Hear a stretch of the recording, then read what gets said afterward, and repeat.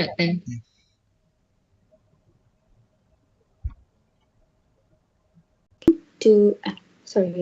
Assalamualaikum and good morning to Dr. Muhammad Shukri Hajino and to my fellow classmates. I'm Fatih and today Izzat and I will be presenting the agriculture sector of Malaysian economy. Next.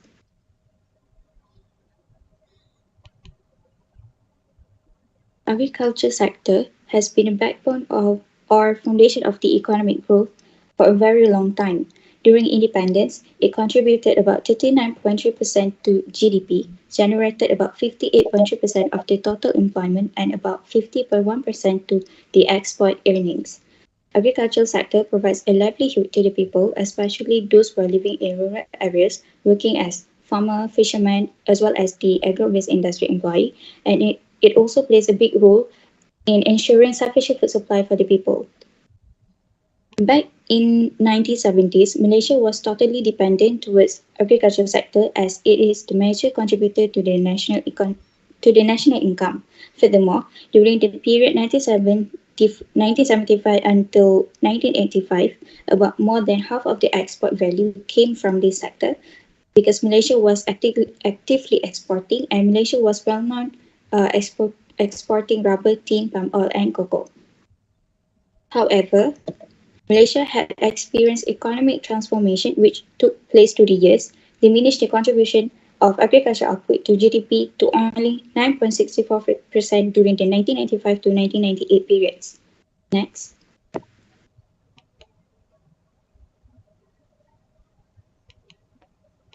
Economic transformation. Malaysia's agricultural transformation is similar to the stylized facts that characterize agricultural transformation worldwide as follows.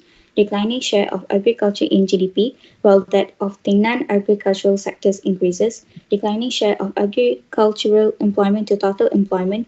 The rise of a modern industrial economy. Transition from high birth and death rates common to backward rural areas to lower ones associated with better health standards in urban areas. Next.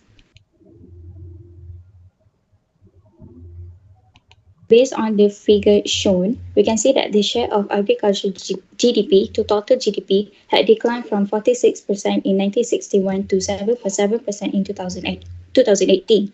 Within that period, the share of agricultural GDP decreased from 29.9% in 1970 to 22.90% in 1980, and then decreased to 18.7% in 1990, decreased further to 8.3% in 2000.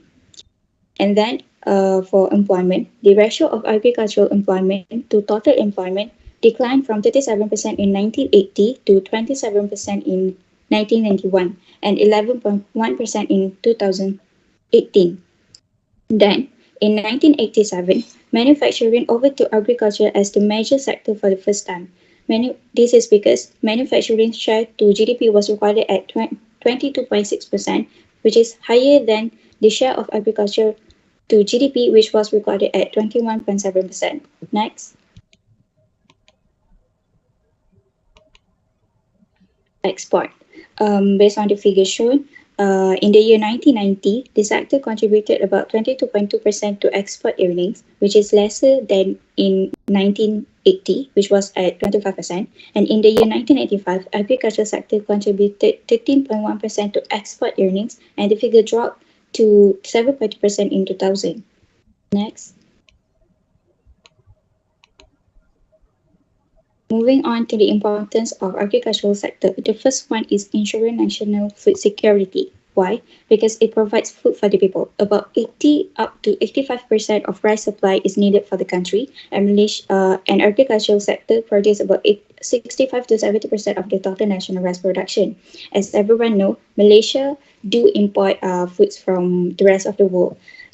For your information, Malaysia is highly dependent on import of mango, coconut, and beef, as well as raw materials like onion, dairy product, wet flour, and cooking oil, in order to meet the consumers' needs and demands in the country. Second, job opportunities. Job opportunities in agricultural sector is very important to the people living in rural areas. It is because it's their main source of income, and it is also way of life for the Malay people. Third, to end poverty.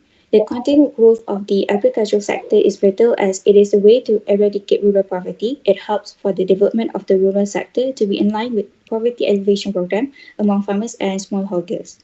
Next. There are a number of issues that we encountered in agricultural sector. So the first one is low in productivity. As for this issue, there are also several factors that contribute to low in productivity, which is the first one is uneconomic land. Second, low technology. Third, traditional production methods that has been used for a very long time, even up until today. And then lack of knowledge on how to manage the crops among farmers and smallholders. Second, labor shortage.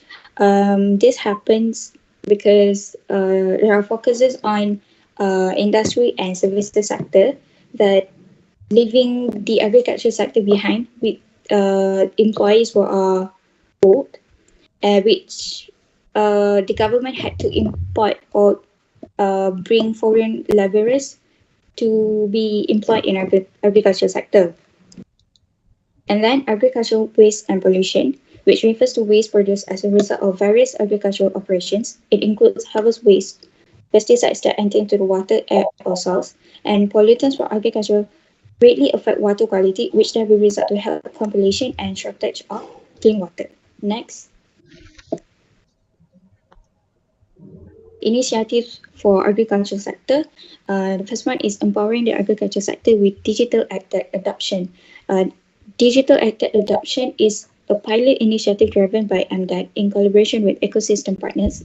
Its intention is to empower the agriculture sector by infusing AI technologies, Internet of Things, big data analytics, and other artificial intelligence to catalyze digital adoption towards improving the livelihood of the many farmers across the nation. And then, driven by sustainability and scalability, Digital AgTech was also recently announced under the package Perlindungan Rakyat dan Pemulihan Ekonomi Pemulih with KKMM under the National Recovery Plan. Next is 7 key initiative worth 410 million for agriculture sector and for industry in 2022. The allocation of 30 million ringgit Malaysia for the extension of the community farming program for the semi-urban and rural communities, which provides equipment such as fertigation kits and crop media of up to 500 ringgit per individual or 50,000 ringgit per community. Another initiative is the implementation of the organic agriculture project as community project with an allocation of 50 million ringgit Malaysia, and this is expected to benefit 1,000 communities. I would like to pass to Izzah.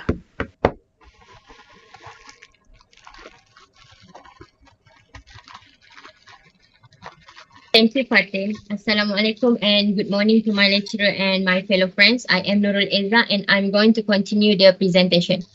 So, first of all, I will share with all the main characteristics of the agricultural sector. The first one is about rural poverty. So, there is actually small garden sector versus farm sector. Both have their differences such as the size, management, and agricultural efficiency.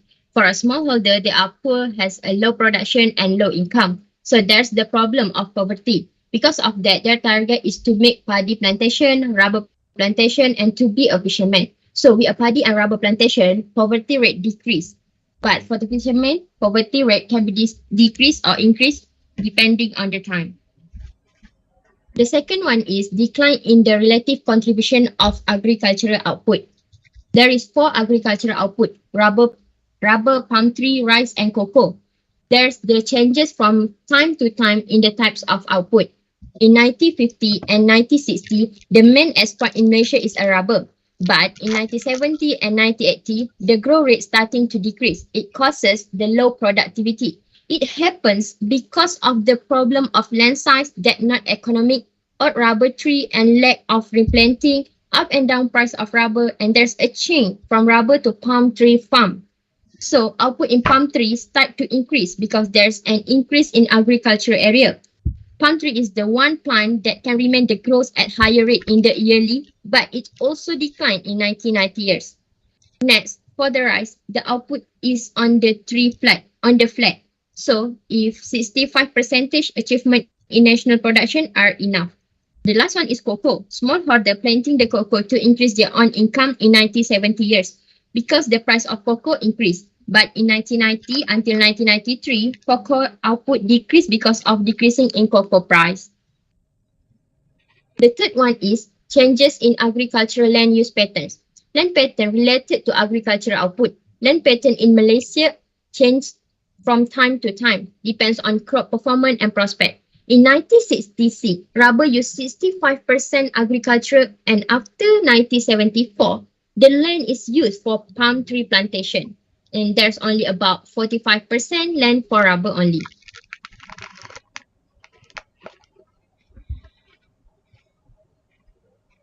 Next, we move to policies. There's a lot of policy related to agriculture started from independence. The policy is Malaysia's new economic policies in 1971 until 1990. So this policy is under second, third and fourth Malaysia Plan Development. It is to eradicating poverty and reorganizing society. As you all can see the aim there.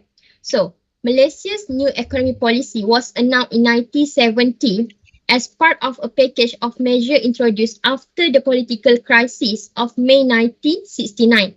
It sought to eradicate poverty and restructure society to eliminate the identification of race with economic function in order to create the condition for national unity.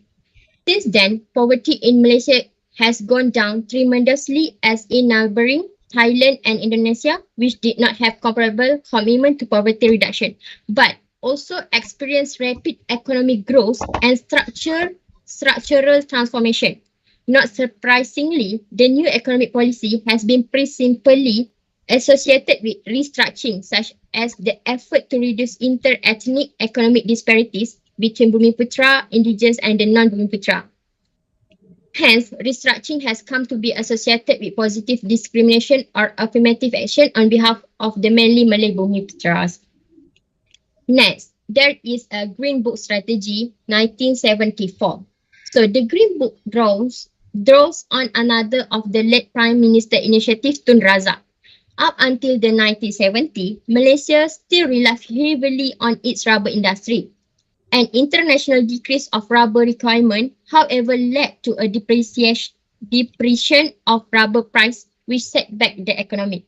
Coupled with inflation, rural citizens were badly affected. So, Tun Razak understood that he needed to create a new economic avenue within the country, and to this, and the Green Book, an agricultural initiative was conceived. The Green Book had a dual aim of aiding those in rural environment who had been affected by the depression of rubber prices and inflation, as well as lessening the country's dependence on international commodity markets. So, it was implemented in 1974. It aimed to make Malaysia self-sufficient agriculturally through subsidies and encouraging farmers to increase their output. The Green Book also emphasized using land to its fullest capacity, with short-term crops, cluster agriculture, livestock breeding, and freshwater fish conservation plans. Additionally, certain vegetables such as corn, long bean, and chilies, and livestock such as cattle and poultry and fish were especially promoted. But the growth and contribution of agriculture sector declined due to structural transformation. So there were so many shortage of labor. Therefore, NAP1 was introduced. So there's which is NAP1 is National Agricultural Policy 1, which is also known as NAP1 in 1984 until 1991. So these are the strategy under NAP1. There's development of new land, and there's also in situ development to solve the problem of uneconomic farm size and low productivity, especially smallholder. The third one is involvement of private sector, and the last one is related to establish the supportive institutional organization. During National Agricultural Policy 1, there was a rapid expansion of the manufacturing sector. The importance of agricultural sector started to decline. So we can see that NAP1 could not counter those problems. So we introduced a new agricultural policy, which is NAP2. So these are the strategies: optimizing resources such as land, labor, capital. They use all that resources efficiently. Second one is accelerating agro-based industry which is agriculture would be integrated with the manufacturing sector. So it would provide higher value added product. The third one, enhancing R&D. R&D is a research and development, which is related to production technique, packaging process, biotechnology and technology. And then expanding food production. So food production will be expanded to import substitution, domestic demand and also for export purpose. Then, the financial crisis in the country had negatively affected the stability and security of the country's food supply. There is depreciation also on the ringgit Malaysia, resulted in increases in the price of agriculture inputs and food items, and it also gave high inflationary. So we can see that actually the formulation of National Agricultural Policy 2 did not adequately address the new issue. So we need a new formulation, which is an EP3 to adapt itself with the new challenges. So therefore, an EP3, which is National Agricultural Policy, is formulated to guarantee an adequate, safe, nutritious food supply at a reasonable price. Because we know just now we say that the price of the input are higher, right? So we made this formula. And then also to reduce the use of labor in agricultural activities, increase private investment in food production, and also support national industry and foreign investment, and to ensure sustainable development of agriculture and forestry. So these are the strategy under the NAP3. It is the strategy is optimization of resources use, acceleration of agro-based industry development practice, and they also do research and development, and to reform marketing, and also to make sure the development of a dynamic food industry.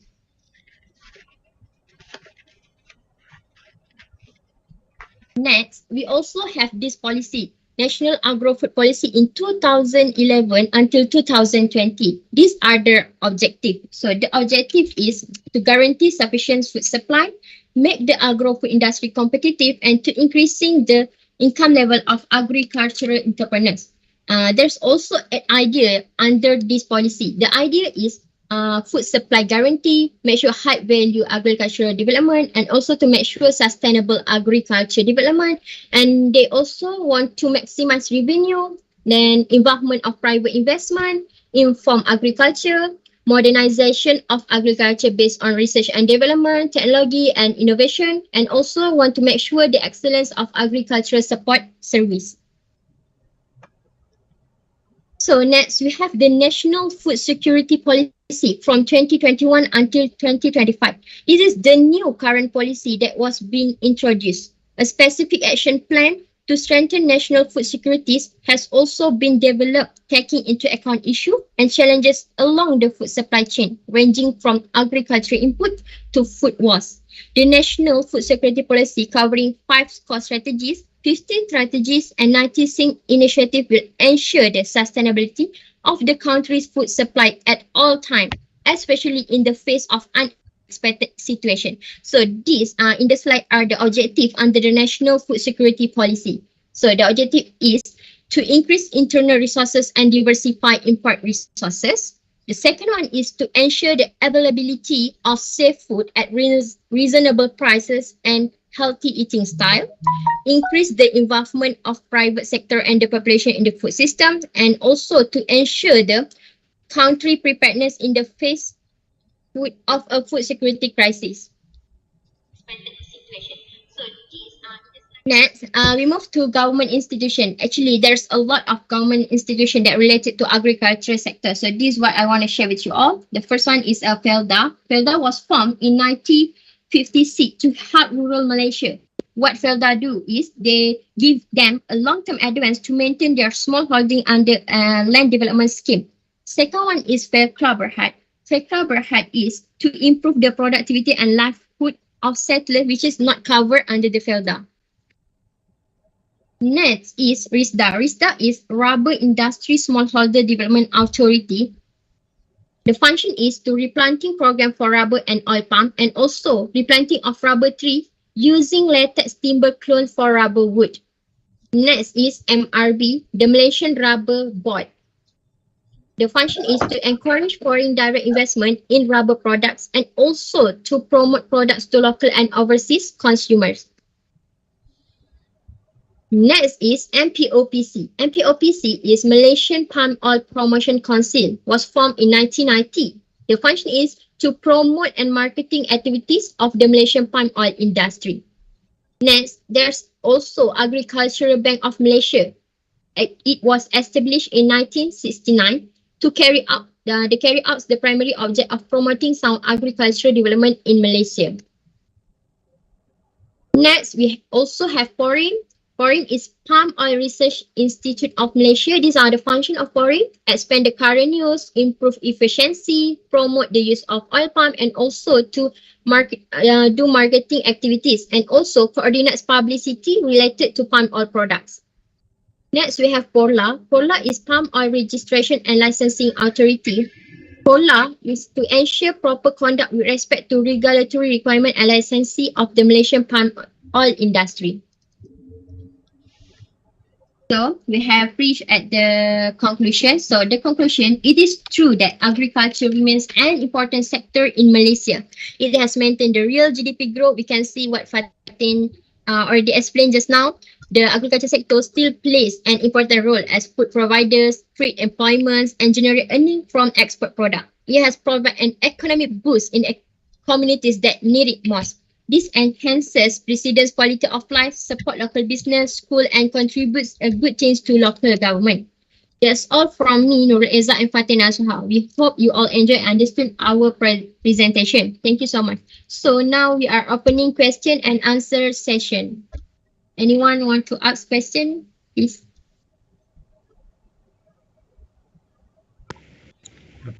Thank you for the presentation. All right. Number one, that I probably may have missed it because I was adjusting all the size of the presentation, and you can watch this on my YouTube. You can like it. And then what I was referring to was that the graph, if you can show me from wherever you may have noted or you may have saved a graph showing the decline of the agriculture sector within the structure of GDP of Malaysia, meaning that we want to see structural change. The graph, perhaps from 1970, 80, 90 until now. If you have in your, you saved somewhere, can you show us that transformation in graph? That's my first question.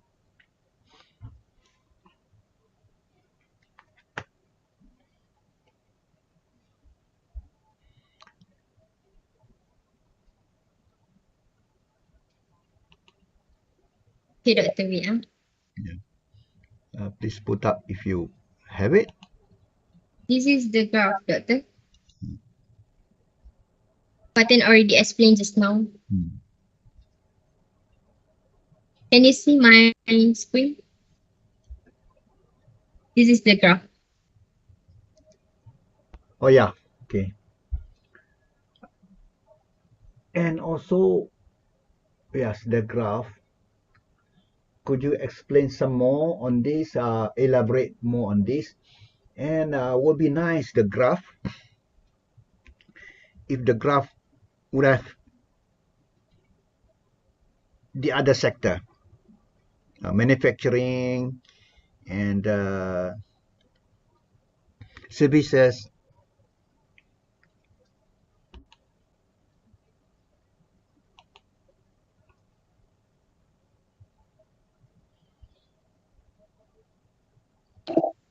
I couldn't find the graph for other sectors, Doctor. I can only find this yesterday. Yesterday. You could have done it from the data from DOSM. Yeah. So could you go over on this, more elaboration on this? This is agricultural transformation. Yes, go ahead.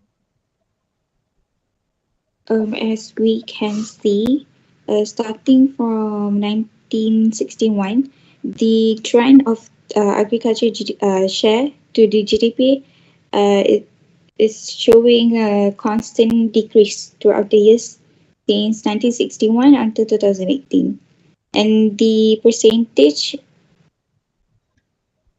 uh, like from 1961 it was 46%, and then it dropped to 29.9% in 1970.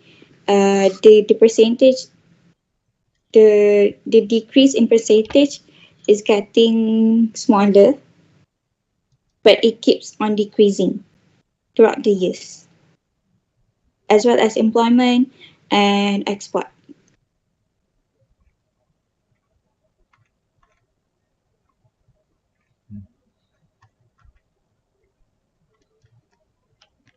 I'm searching online quickly.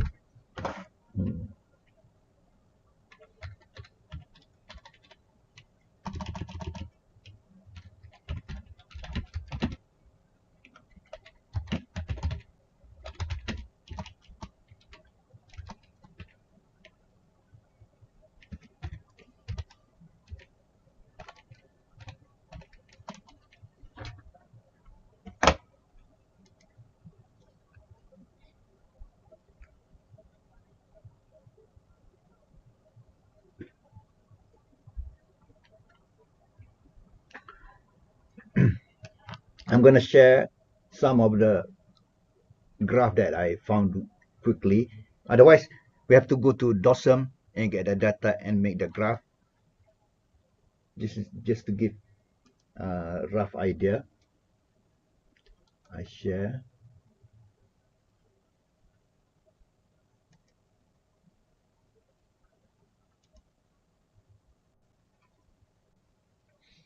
Doctor, Yeah. Letter, can you please share with us on how to get the data for export and import Yeah. of a certain sector? Yes. Because like yesterday I tried to find it, but I couldn't find it. Yes. Can you see on the screen? This is the sectoral share of GDP. Yeah, can, Doctor. Yeah. This is up to 2008 only, and we can uh, continue this with the rest. Look at this. In 1970,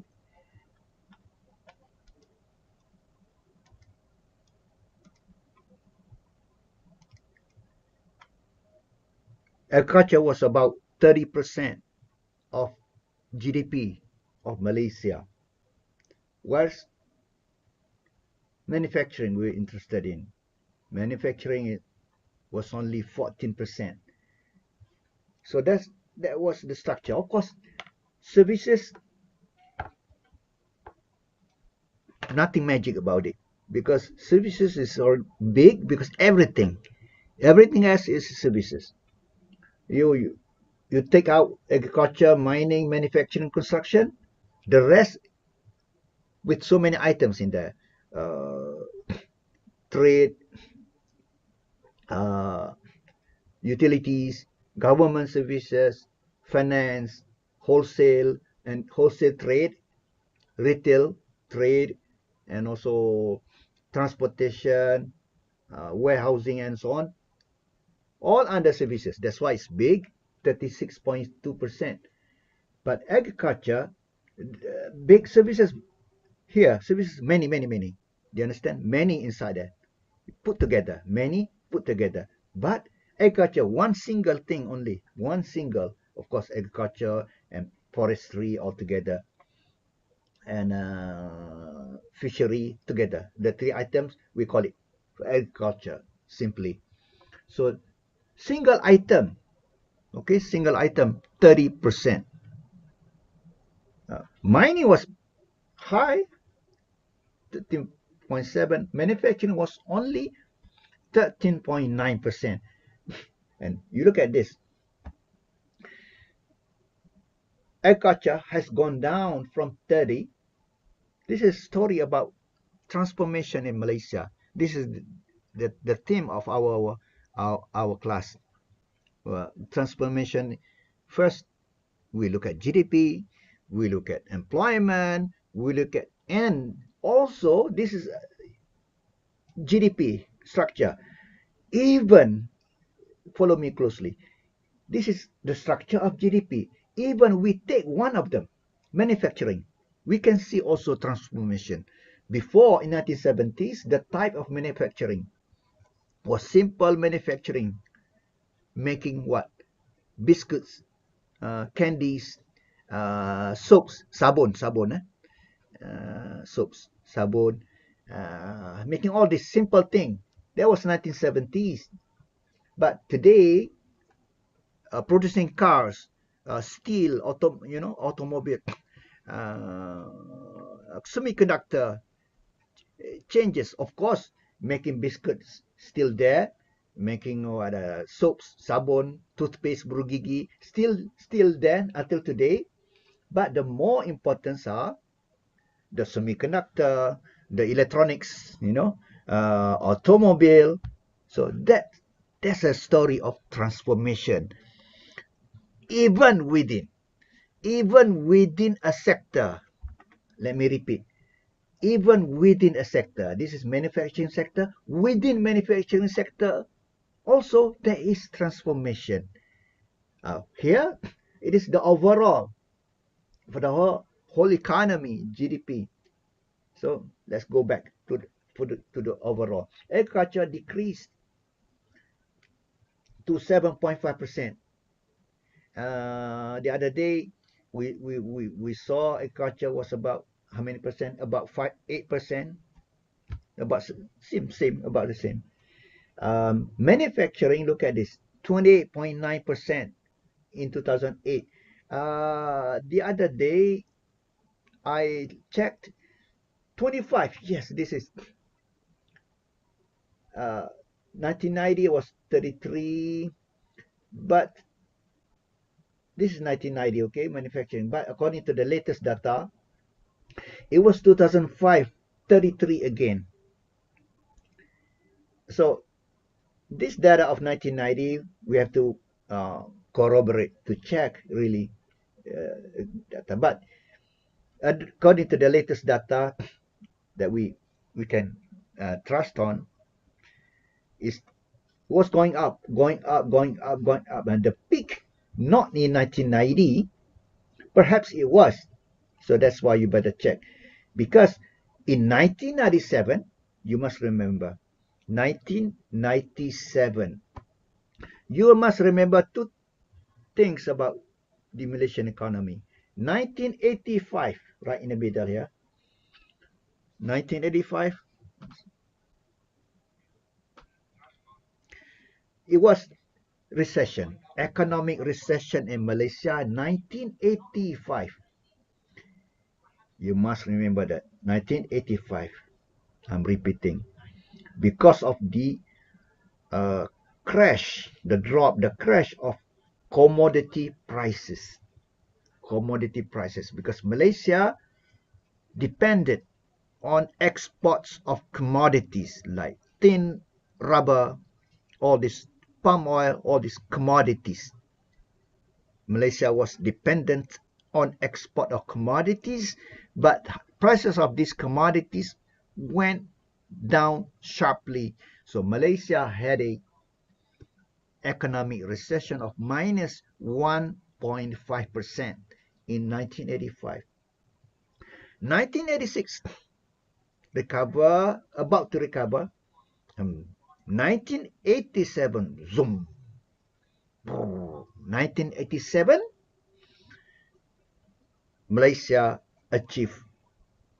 began the golden years of the Malaysia's economic growth.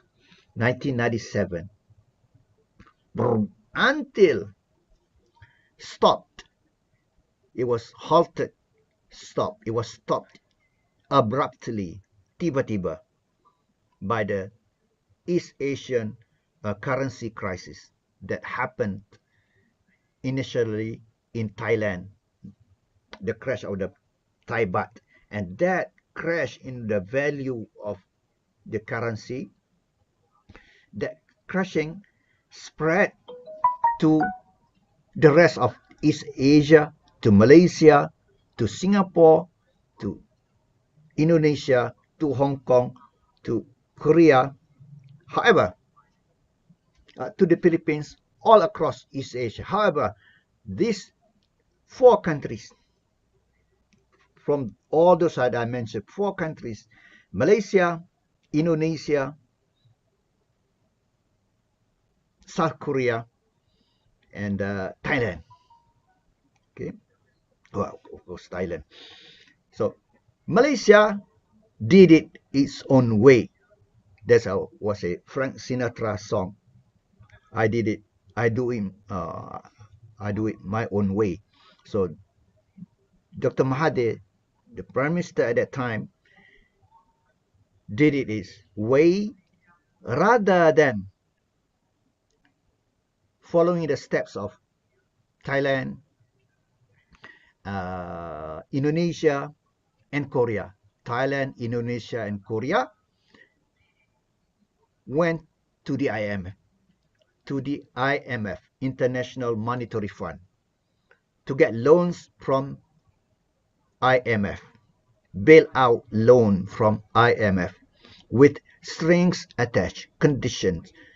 Once you get a loan, these are the conditions. You must do this, syarat, syarat. You must do this, do this. Among them, the condition is to restructure the banking sector, restructure the economy, the firms in the country. Those are firms. Well, when I mention a firm, it is about opening of the country to foreign companies to take over companies or to whatever.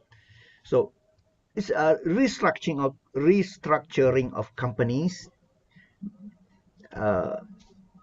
There's so many deregulations and restructuring. That's the common thing that that restructuring can also include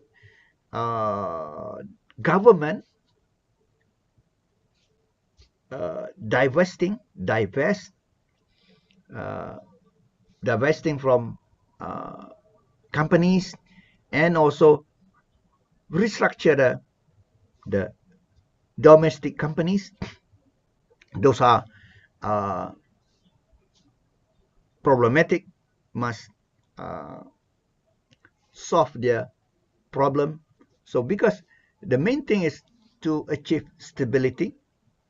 What happened when there's a currency crisis? The value of your currency has gone down so much. This is what happened. Let me go back how it happened. It happened when sometime in May of 1997, Thai baht suddenly fell. The value fell down, the value, and that was because of, it was said, because of hot money that came out. Investors are coming out in droves from investing in Thailand. So it was hot money, speculative investment that went there to invest, not really in the real sector. What is real sector? Real sector to build factories. This is money that goes into the speculative items like real estate, like stock markets and so on, these are this money, this type of money are considered as hot money. What is hot? What does it mean, hot? It means it can go in and come out very fast, because their loyalty is not any country. Their loyalty is profits. Money will go anywhere where there is a higher returns. And but in this case, Dr. Mahathir uh, uh, claimed that this uh, East Asian currency crisis was precipitated, was done by speculators. So he gave a name, George Soros. So what happened when the currency went down? You must, central bank must defend its own currency. How to defend its own currency from going down further is to create demand for that currency, to create demand. So in this case, to create demand is central bank would buy its own currency. Bank of Thailand, the central bank would or must buy Thai baht. Buying Thai baht, how to buy Thai baht is using your reserves. So a bank, central bank has a reserve. Okay, has a reserve, not has a reserve, has reserves. Okay, this reserves actually is for reserves to be used during emergency, to pay for trade deficit, to pay for all this. But in this case, the reserve can be also used for monetary policy. But in this case, reserve has been used to defend your own currency from going further down. So there's a spiral effect because of the money, hot money goes out in droves, that will create something like positive effect. Positive here is doesn't mean positive. It's something negative. But positive feedback is something like this.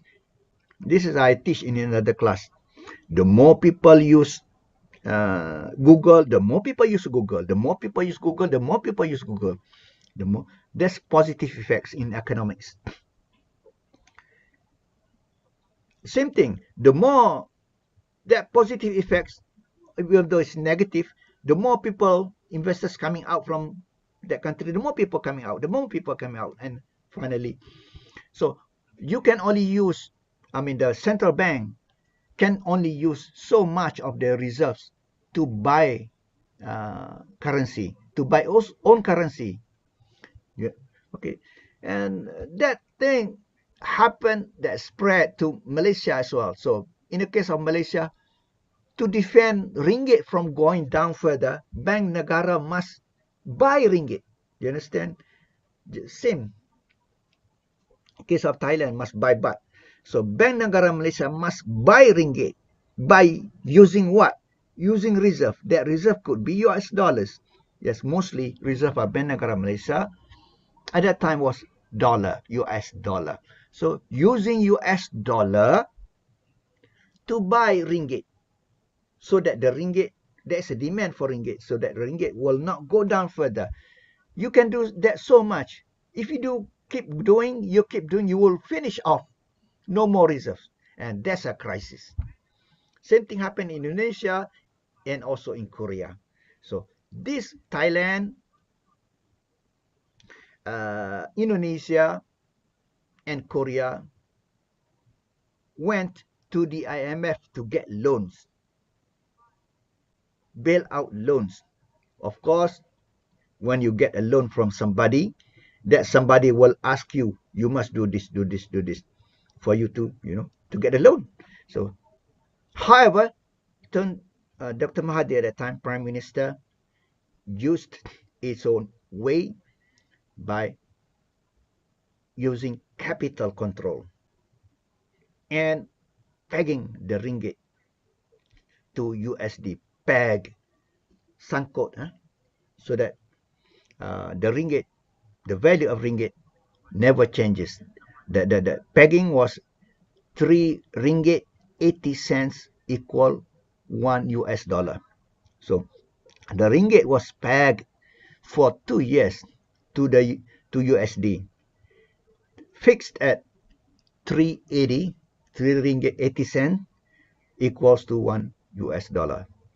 And that's pegging.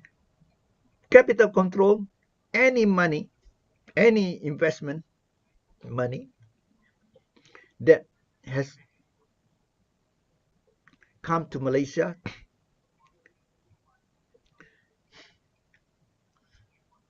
could not go out for, I don't remember, don't quote me, for 1 year or for 2 years, could not go out. Don't quote me on that. How many years? 1 or 2. If I remember, for 2 years, could not go out. Those that already came, and those money that will come also cannot go out. So why capital control? To prevent the ringgit from sliding. In economic theory, when investment coming, FDI or portfolio investment, two types: FDI, foreign direct investment, and portfolio investment. Foreign direct investment, the difference between the two is ownership and control. Uh, Portfolio investment, like you buy share of Malaysia Airline, you buy share of Tenaga Nasional Malaysia. Do you own Tenaga Nasional Malaysia? No, you don't. You do not own. So that's portfolio investment. Whereas foreign direct investment, you you put your money to build a factory. You own that factory. Foreign direct investment, whether you alone or partnership or joint venture, but you're one of the biggest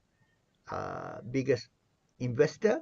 You own, you call the shot, you make decision. That's foreign direct investment. So whether foreign direct investment or portfolio investment, any investment that's coming to a country, economic theory says when investors come, the ringgit, your local currency will increase in value. Okay, any investors coming, I'm repeating, more investors coming, local, the value of local currency will increase because they demand the local currency to invest here. They demand ringgit. So that's why any capital control, any money already here, any investment already here, cannot go out. If they go out, yeah, they just cannot get out. They go out, there's going to be penalty. Penalty could be whatever, tax. So you have to check that. But those coming, yes, welcome. But you still also cannot go out for 2 years. So after 2 years, the ringgit was the peg was lifted. The capital control was also lifted after 2 years. So Malaysia, it was considered at the time as unorthodox. What is unorthodox? Not following the way of normal way of IMF. IMF, once your capital control, once you you have a currency crisis, you must restructure your debt structure in the country. Of course, Malaysia did it as well. For example, non-performing loan. Among the reasons for all these countries having the crisis is the vulnerability of the banking or financial sector because of having high NPL, non-performing loan which are not, I mean, not being paid back. They cannot pay back, not able to pay back, non-performing loan. In the past, before the crisis, 6 months was the definition. If you don't pay your loan for 6 consecutive months, you are considered defaulted on your loan. That's one of the case of, there's a case of non-performing loan. You defaulted after 6 months consecutively not paying the loan. That definition, because of this financial crisis, was changed to 3 months. So that's a and the government of Malaysia also established dana harta, dana modal. Dana harta is, you know, to possess those assets. The companies, companies having trouble, they cannot pay back their loans. So some of them bankrupts. So this government vehicle, one of them is dana harta, is to buy that harta, that asset. That's why the name harta, dana harta. Another one is dana modal. Dana modal is yes, the name dana modal, is to pump in capital modal to companies which the government consider can be helped.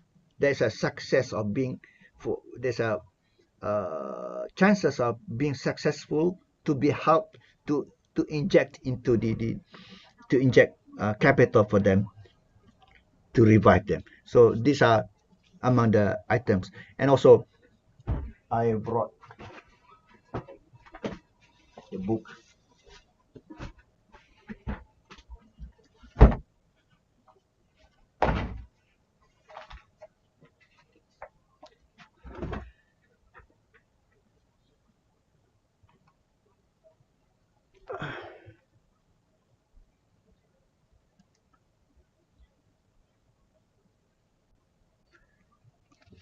uh, I don't know whether you can see this right now. There's a book here.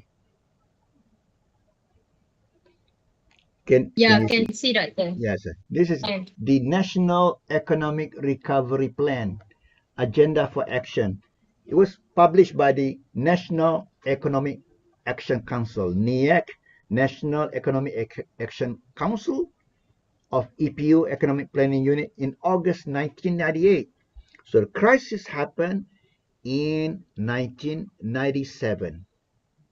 By December already of 1997, was in deep crisis. So in August 1998, this NEAC, of course, before this publication, NEAC was doing all the studies, and this publication of this book, report by NEAC, is a plan for Malaysia, National Economic Recovery Plan, a plan to recover from the 1997-98 East Asian currency, or we call it also East Asian financial currency, same.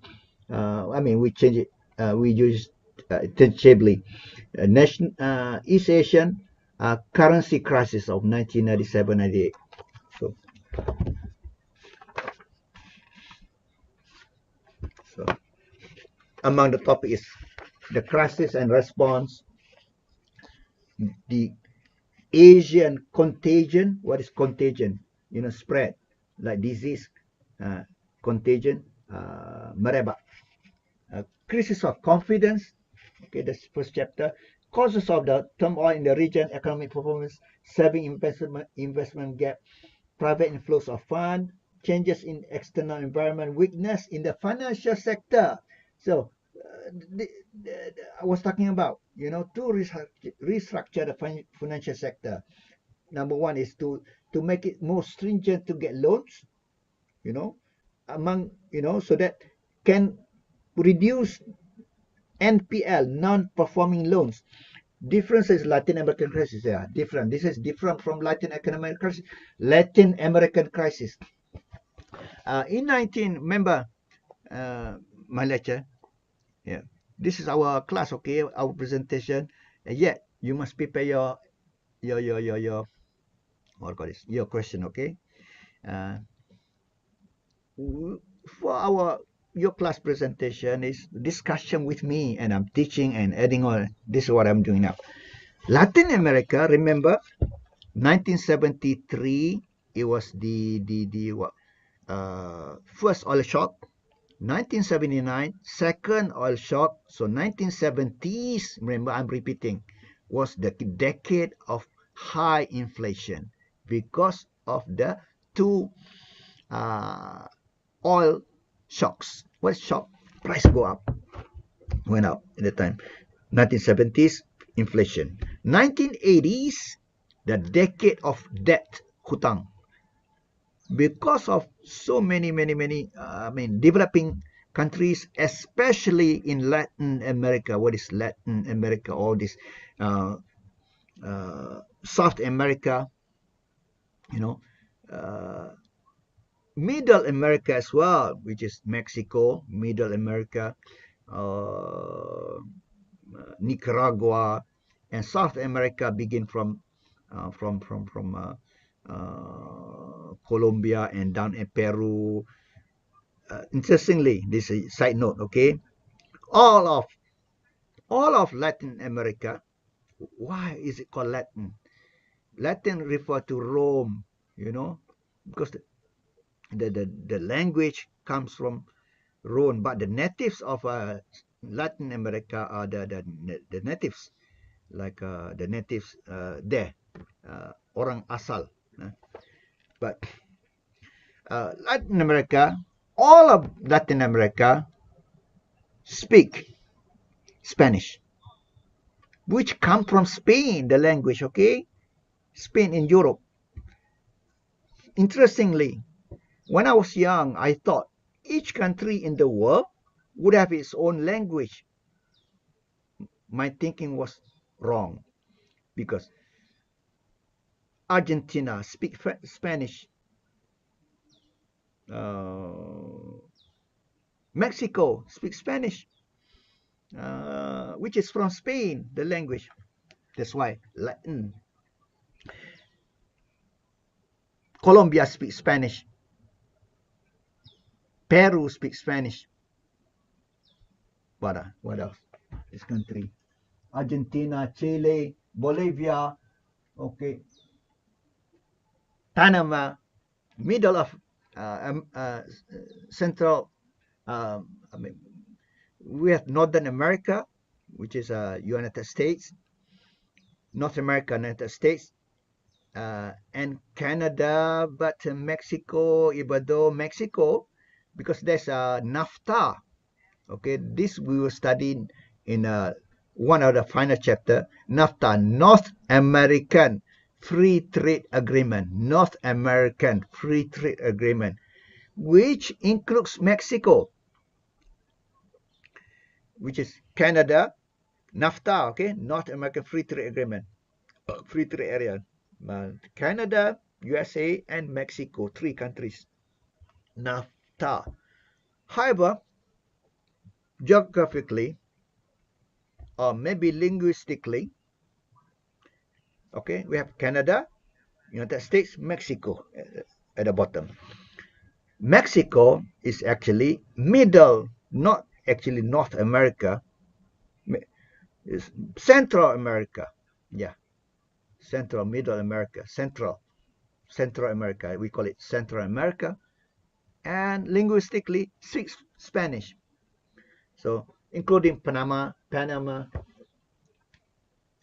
uh, Honduras, El Salvador, Nicaragua, and finally Panama. And South America begins with Colombia, Venezuela, Ecuador, Peru, or Chile, long Chile, Argentina, and all of them speak Spanish except Brazil speaks Portuguese.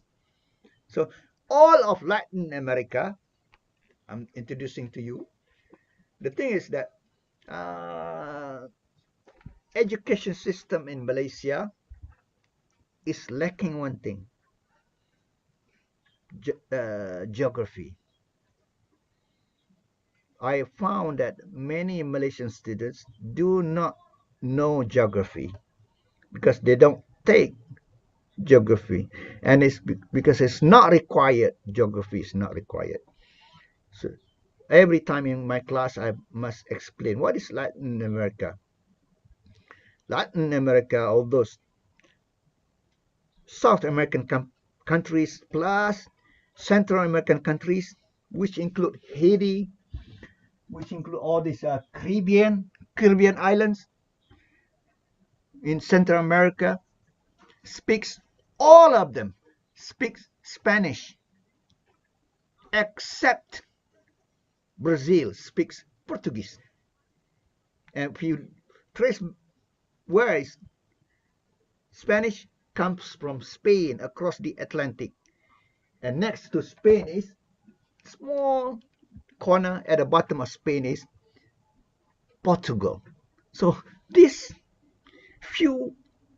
these small countries in Europe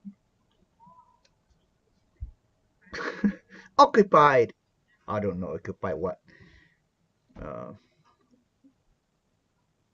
one subcontinent of South America until what I thought each country would have its own language. No, because of that history of migration and conquest. Yes, conquest. So go back to what I'm saying. 1980s, 1970s inflation, 1980s the decade of debt, decade hutang, because Latin American countries especially was borrowing heavily, and because of the 70s inflation, to combat inflation, many central banks must increase the interest rate to combat inflation. Interest rate went up, loans became larger when interest rate went up. So loans became larger. All these countries, especially Latin American countries, was having problem to pay back their loans. So 1980s was the decade of debt. And so go back to our graph. Yeah. Oh, no.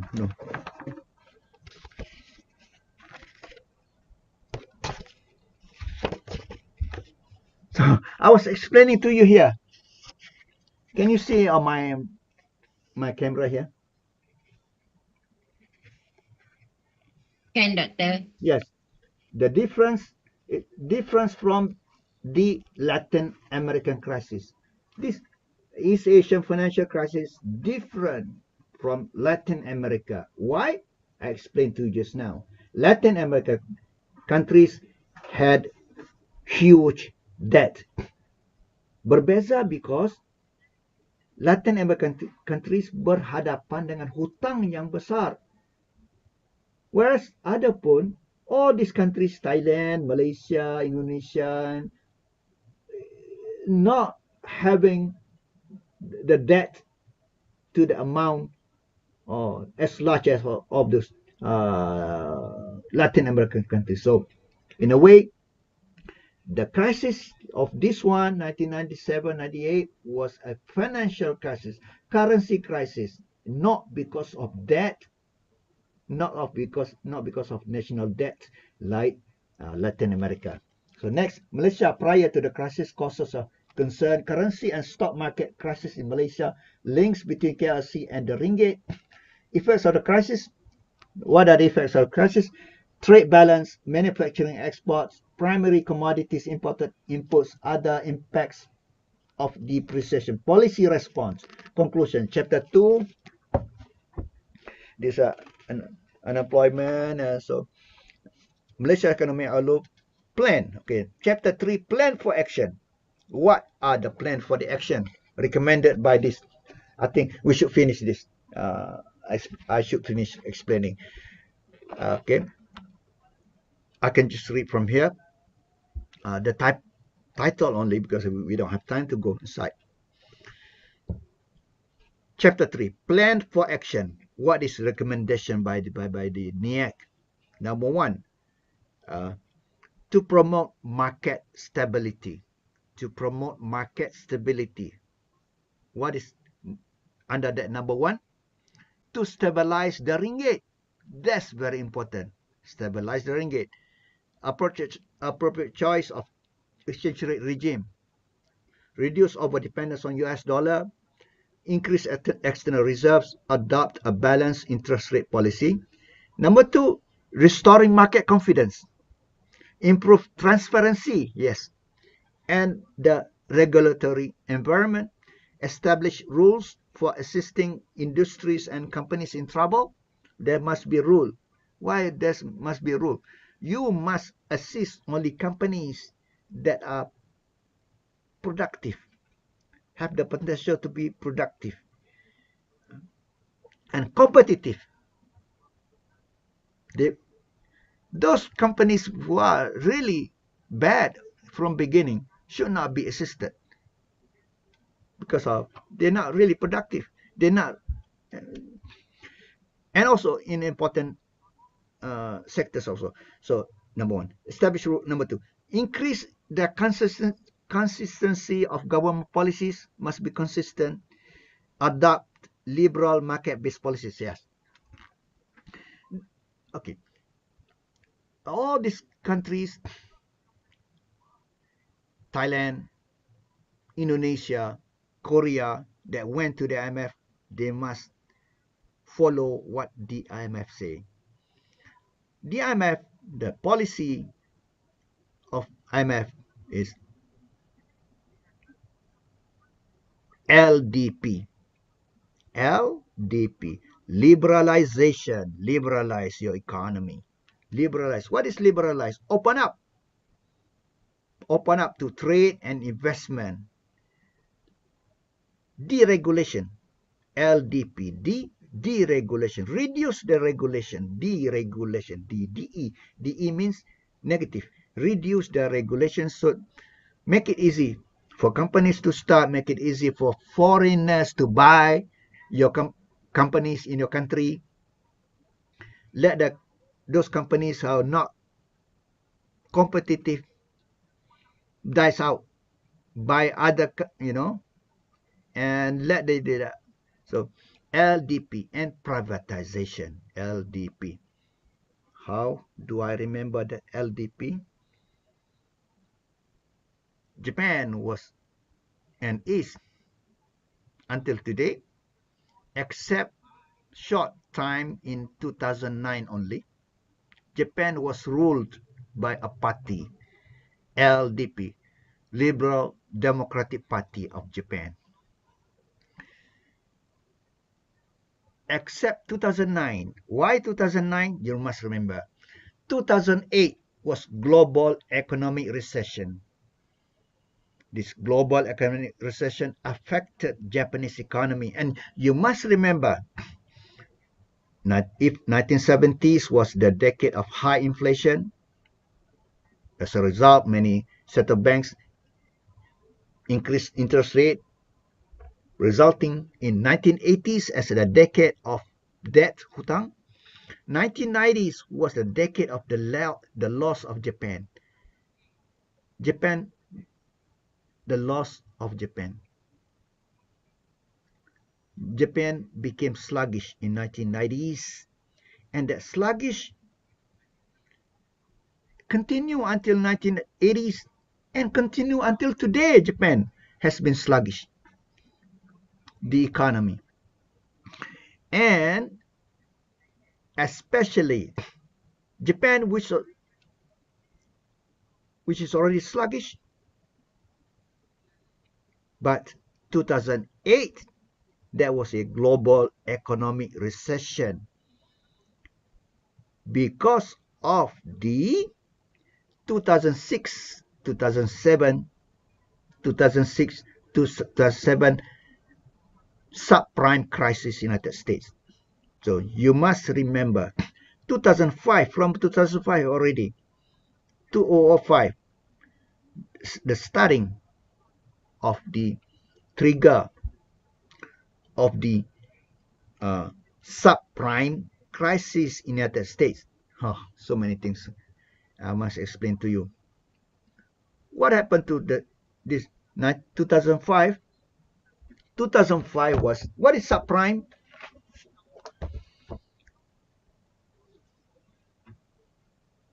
That refers to crisis in the banking sector that spread to the real sector. The banking sector, many, because of the cantik, rosy, housing market, cantik, rosy, in the 2004, 2005, it was rosy, high. The value of houses, real estate, houses and properties in the United States went up. So banks were greedy, tamak, greedy, to make money. Anyone during that time in 2004, 2005, anyone that went to a bank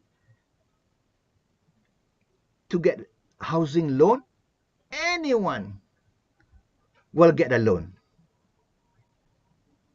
whether they don't have a job. Of course, I'm just making it exaggerate.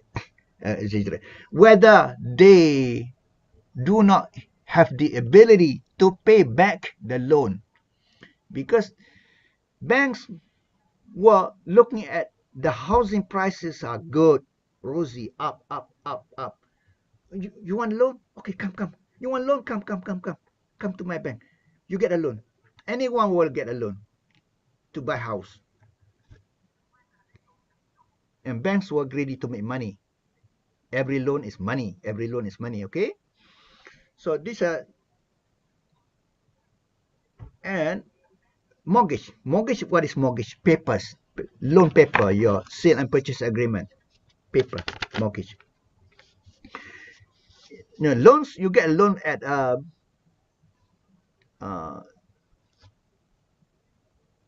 regular banks, we call it. Retail bank, yes. Retail bank. But there's another bank. Commercial bank. Commercial bank purchase the mortgage papers. Okay. Let me repeat. You and me, everyone will go to a bank to get housing loan. That bank, we call it, the type of bank is retail bank. But there's another type of bank, commercial bank. Commercial bank would purchase all these papers, sale and purchase agreement or mortgage, would purchase all these papers. What paper? Loan paper. And put together, package into what we call it, mortgage-backed security. It's like you go to a kampong, to a village, you buy rempeyek, you buy what is pisang salai, pisang goreng, you buy from inside the guni, 1 guni, 3 guni, whatever, and you go home, you pack into plastic, package back again. Every plastic is 20 ringgit. But you buy from 1 guni, you can pack. So you make money from there. But similar like that, this commercial bank would purchase all the mortgage and package back together inside package, just like you pack into plastic all this rempeyek in 120 ringgit. Just now I mentioned pisang salai, pisang kerepek, and so on. You package that So similar, commercial bank purchase all these mortgage papers, package them, and sell it on the stock market, on New York stock market exchange. Sell it as what? Mortgage as security. As security. You know, you can sell security on the stock market. That security containing what? Mortgage papers. Of course, not the paper that you can see the papers. So that security we call it mortgage-backed security atau security berasaskan perjanjian jual beli perumahan. Mortgage-backed security that is been floated on the stock market, but suddenly 2006, housing prices in United States went down. When housing prices went, because bubble, you know, housing real estate is like a bubble, up bubble, buih, balloon, buih akan pecah when the prices buih up pecah, and that buih, the bubble, boom, housing prices went down in United States in 2006, and that was the beginning of subprime crisis. We call it subprime because those who went to the banks who actually should not get loans because they were below income. The income is below the category of those that can pay back. That's the name of subprime comes from, because of so many when the prices of housing went down, who are the first people that were default on loans, cannot pay back the loan? Those who in the first place should not get the loans, and there are so many who could not pay back. Of course, those who shouldn't get the loan in the first place, plus those who could get the loan because the housing prices really was bad and down. So that was the crisis, became a banking crisis. That banking crisis. So what happened to the banks? People could not pay back the loan for the houses. There must be foreclosure. Foreclosure is to bankrupt. Huh? So the property must be owned back by the banks. But it is not the business, the job of banks to own properties, housing, how there. So there's a, in United States, there's a funny whatever. I forgot the name. That has to do with housing. So this housing agency must take responsibility, but for how much? So there's a crisis of banking crisis. That crisis, banking crisis, spread merebak to crisis on the Wall Street, because I mentioned earlier, commercial banks have already packaged all these mortgages into security and floated that onto the stock market, Wall Street, New York Stock Exchange, and so on. The climax of the subprime crisis was Lehman Brothers. Lehman Brothers, spelling L-E-H, Leh, M-A-N, men, Lehman, no, but don't call it Lehman, Lehman Brothers. Lehman Brothers is the biggest commercial bank that was doing this. Lehman Brothers commercial bank. The background of Lehman Brothers, not commercial bank.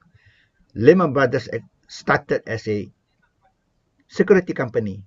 Stock, security. What was a security company? Buying, selling stocks on the stock market. Started with that and became big, became a commercial bank. So the climax of the subprime crisis was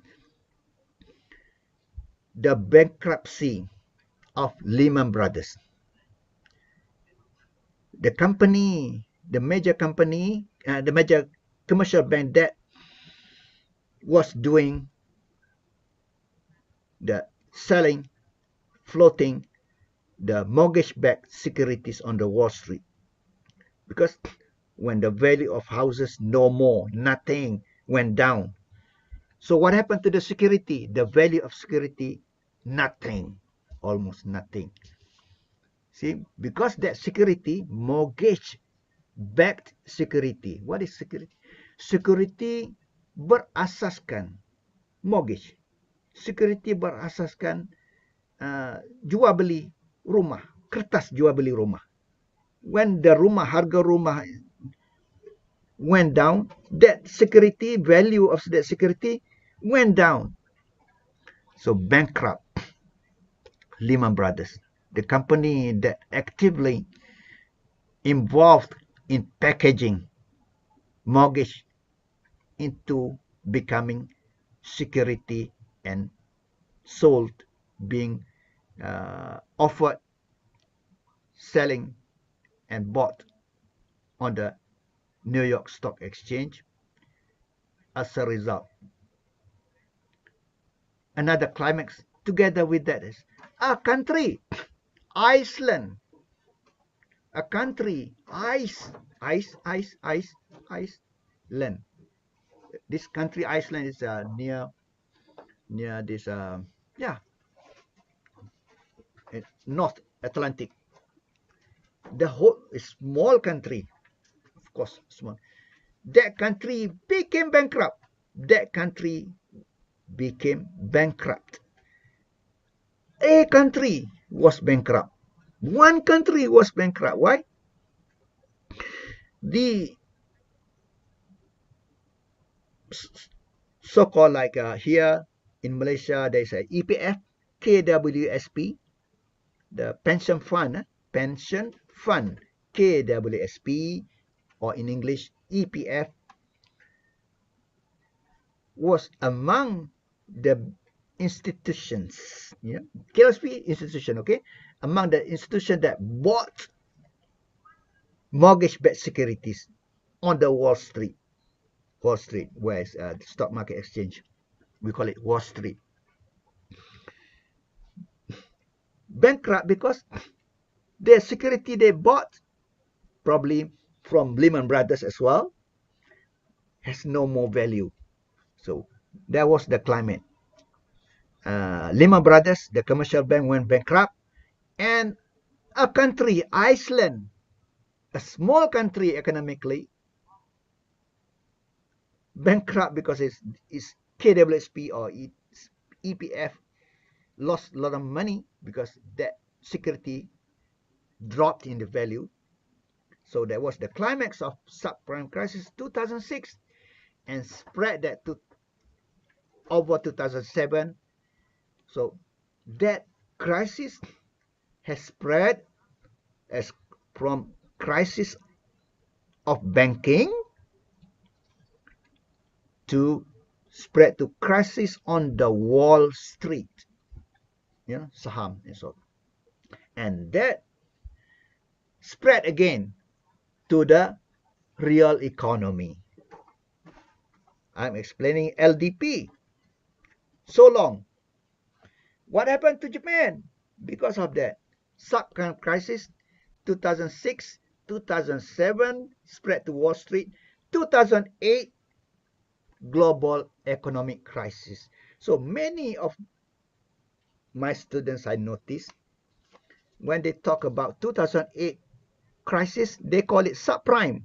Wrong. 2008 was not subprime crisis. 2008 was global economic crisis of 2008. Because of subprime crisis. Let me repeat.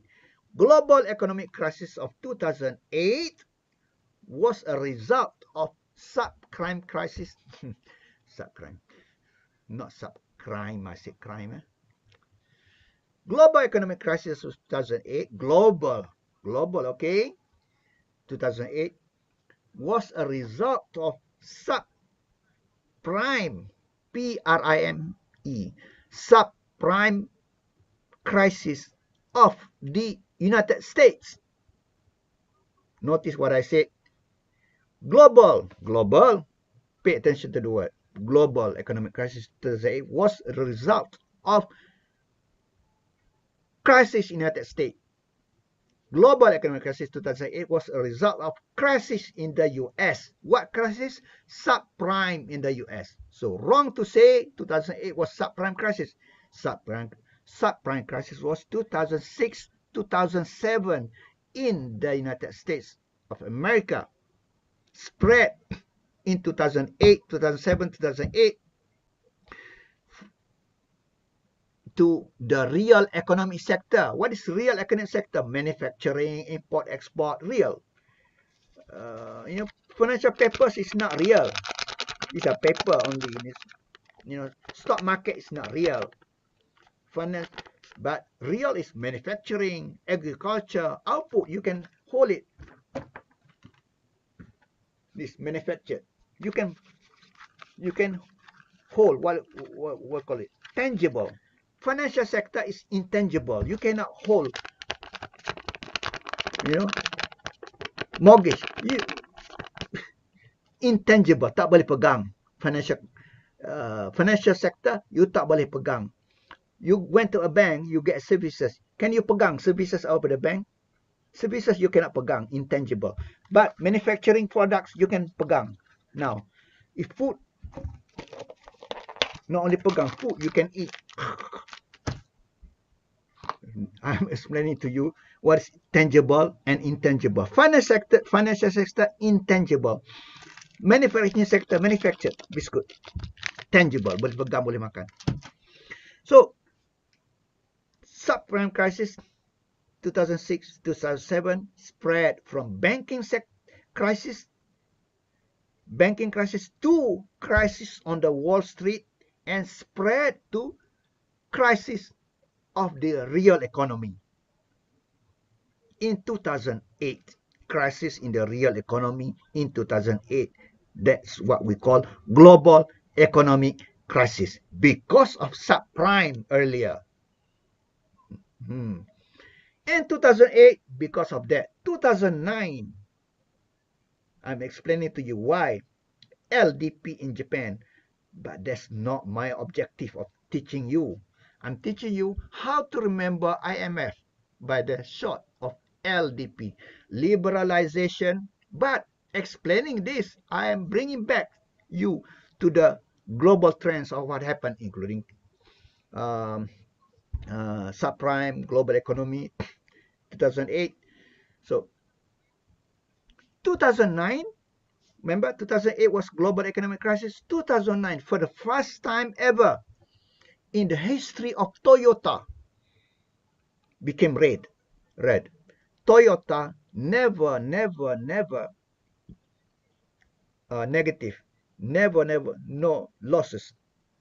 Toyota, but for the first time ever in the history of Toyota, 2009 Toyota lost, no profit, loss, rugi.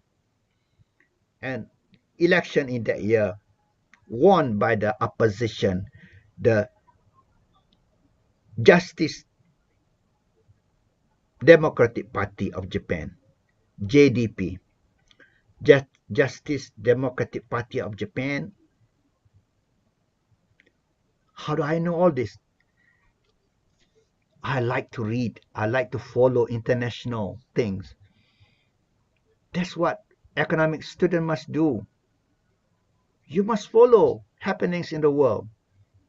So because of my hobby, I can teach you so many things. Because of my hobby. So DJP, Democratic Justice Party of Japan, was left-leaning, more left. I'm not saying socialist, left, more of a left-leaning. Won that year, but very short. And won back in the election of 2010 or 11, I forgot. Okay, so 2009 won by DJP, Democratic Justice of Party, left-leaning, for the first time ever. Otherwise, Japan has been ruled. Whoever Japanese born and alive today, he knows only one party, LDP.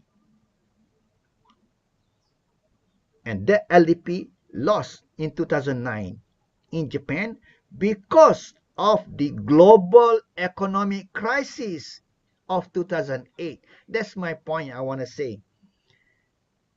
LDP lost in Japan 2009 because of global economic crisis of 2008 that put the damage already.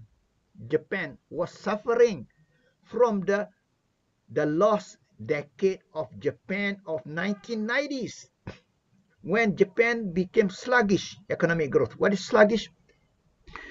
0.1, 0.2, that's economic growth, but 0.2, 0.3, only that. I have to explain. We have no time. Maybe I must quickly. What is high? What is low? All relative. For developed countries, 5% is high. I never seen anything 6%. I've never seen for developed countries like United States. 6%, never seen it.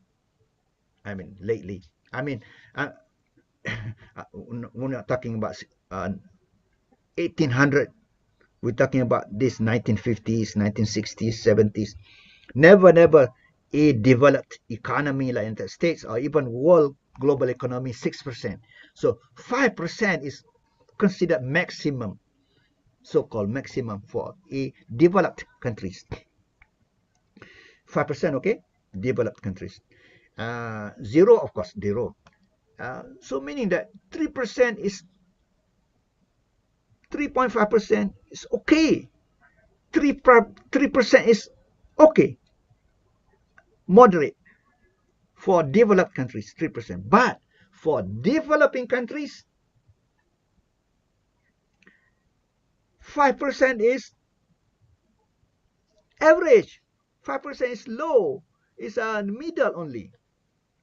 Okay, now I'm saying to you, teaching you the relative. What is relative?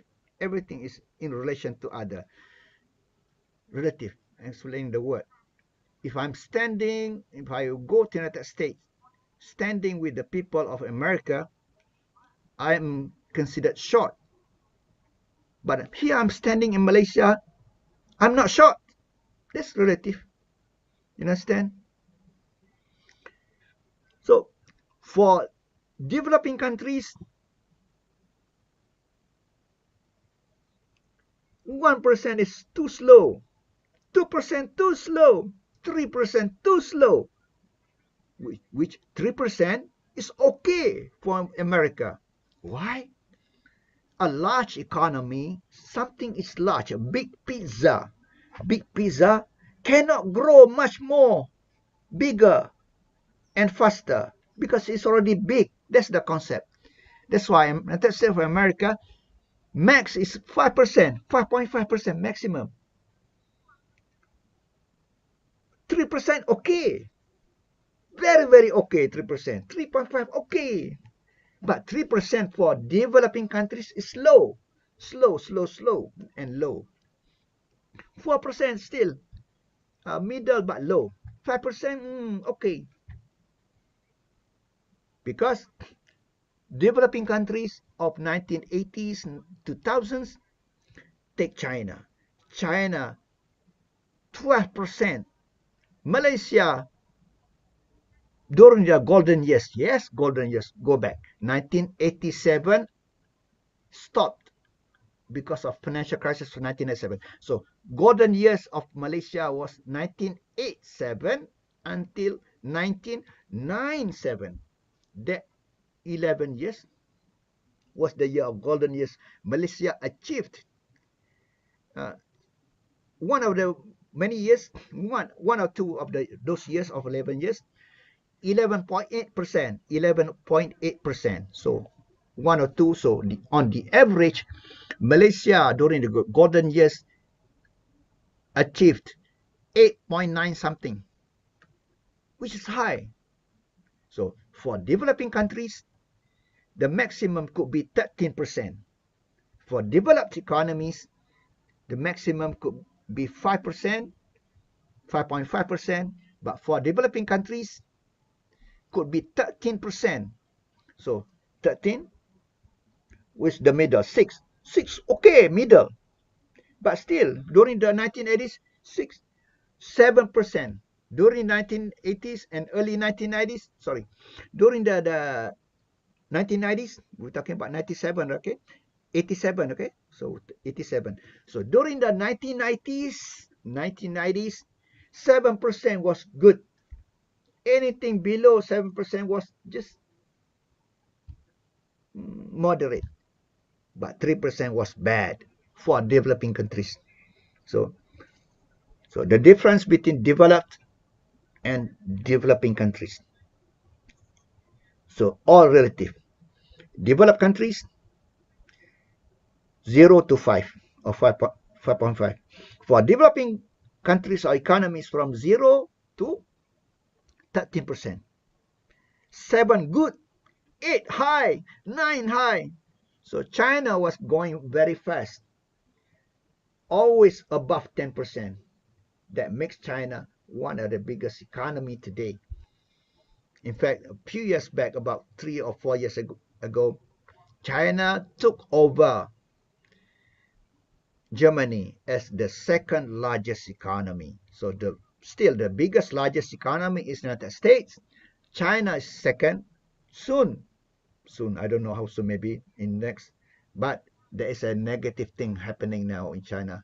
So China has now, the growth has not, the growth has really, unlike before, 10% above. Now China's growth has kind of slowing down. So I'm talking about maybe it's going to take about 8 years from now China to take over United States as the largest economy in the world. So largest economy in the world, United States, China, used to be Germany, number 2. United States, China, Germany, number 4, Japan. So 2009, that was the time. So, and LDP lost 2009, and the next election, I forgot, maybe 2011 or 10, I forgot, okay? Won back by LDP. Won back again. By whom? By the one that was shot, assassinated last month. Abe, Shinzo Abe. He was shot while campaigning. He won the election. He became Prime Minister of Japan for the second time. The longest serving Prime Minister of Japan. He was shot and died, I think, a month ago. And until today, LDP is back until now. So why LDP? Is a way for you and me to memorize the policy of this so-called, I'm introducing to you one more item, terminology, the neoliberal policy. What is neoliberal? Liberal, what is liberal? Open up, liberalize. Open up your economy to trade and investment.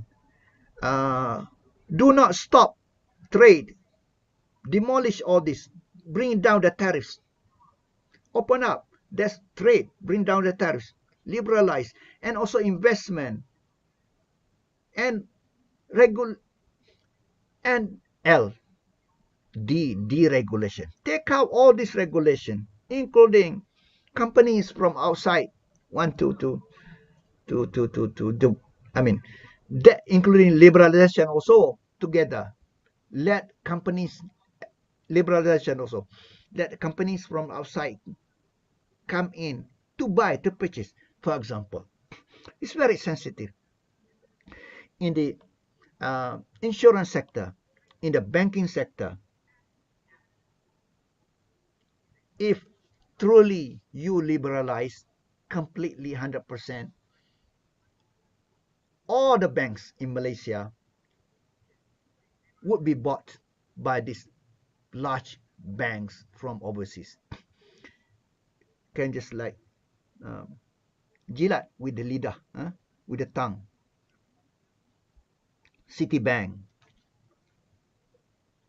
from United States, Citibank, one of the largest banks in the world, can just buy Maybank, can just buy any bank in Malaysia very easily, just snap up like that.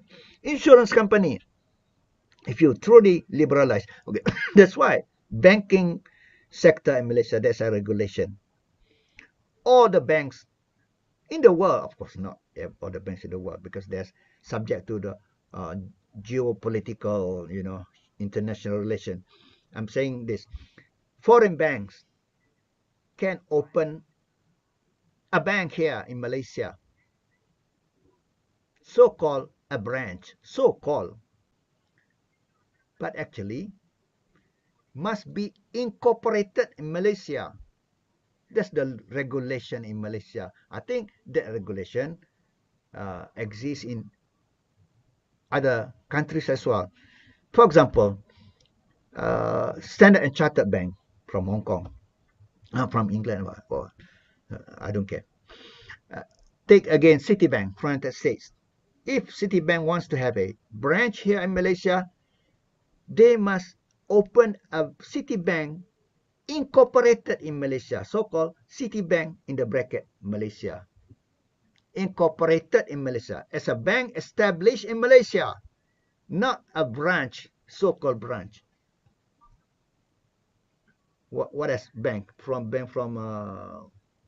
other countries must be incorporated. Otherwise, I mean, that's a so-called liberalized, but still with some control by the government, must be incorporated here.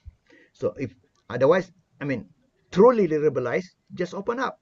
When you open up, you can just buy any banks here, and you can buy Maybank, become Citibank.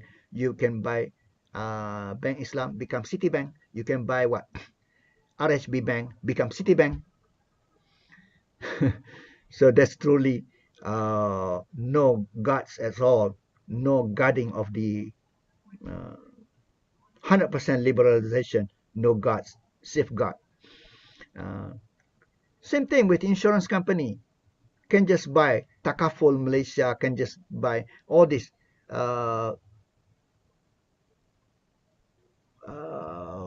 Prudential. Yeah, I'll show you.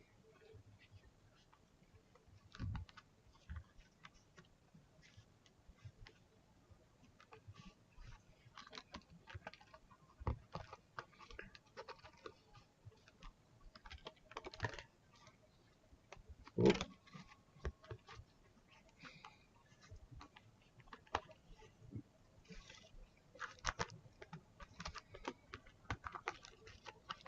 Where is it?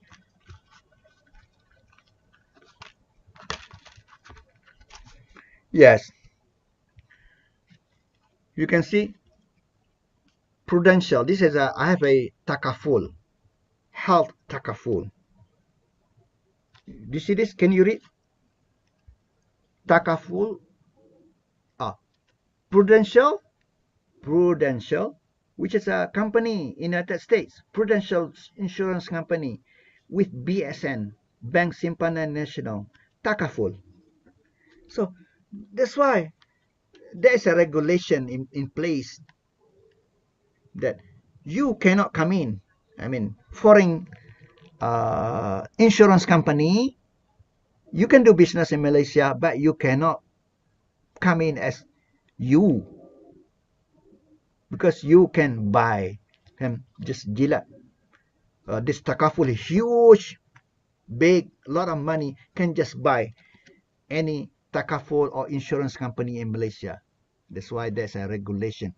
So for LDP, for World Bank, neoliberal. Yes, go back to what I was saying. What time? 1:16. Okay.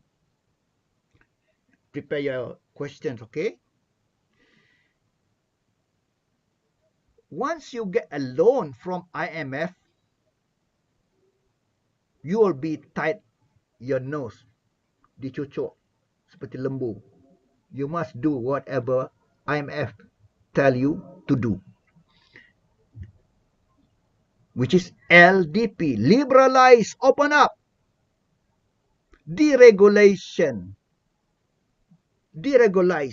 regulation, bring down all those regulations, less regulation in your company to make it easy for company to operate, to start everything, meaning you know, and privatization. Government cannot have GLC, government-linked companies. Government must divest, must get out from business. Government must get out from, companies must divest, privatization, must privatize. So these are the policies, LDP, policies of neoliberals. We call it neoliberals. We call it also another terminology, Washington Consensus. What is consensus? Persetujuan, persepahaman, thinking, persepahaman in the thinking. Thinking of what? What's the thinking of the liberal economic policies? Liberal economic policy will bring economic growth, will bring welfare, will bring benefit to countries and the people. So you must adopt liberal policies, not the uh, you know the others opposite of liberal, which is uh, you know uh, inward oriented, lot of barriers. Yes, a lot of barriers to trade and investment. So must liberalize this liberal policy. That thinking, we call it in the literature as Washington Consensus. Washington Consensus. Where is Washington? The capital of the United States of America, Washington, D.C. Washington, District of Columbia, D.C., District of Columbia, just like Putrajaya, District of Columbia. There's one area carved out from Maryland and Virginia. Both states carved out becomes Putrajaya of United States. Washington, District of Columbia. One district, the district was Columbia District, became Washington, the capital of the United States. So in there are two institutions, two major global institutions in Washington. That's how the name Washington Consensus got the name. IMF and World Bank. Both IMF and World Bank are located in Washington. These IMF and World Bank are the proponents,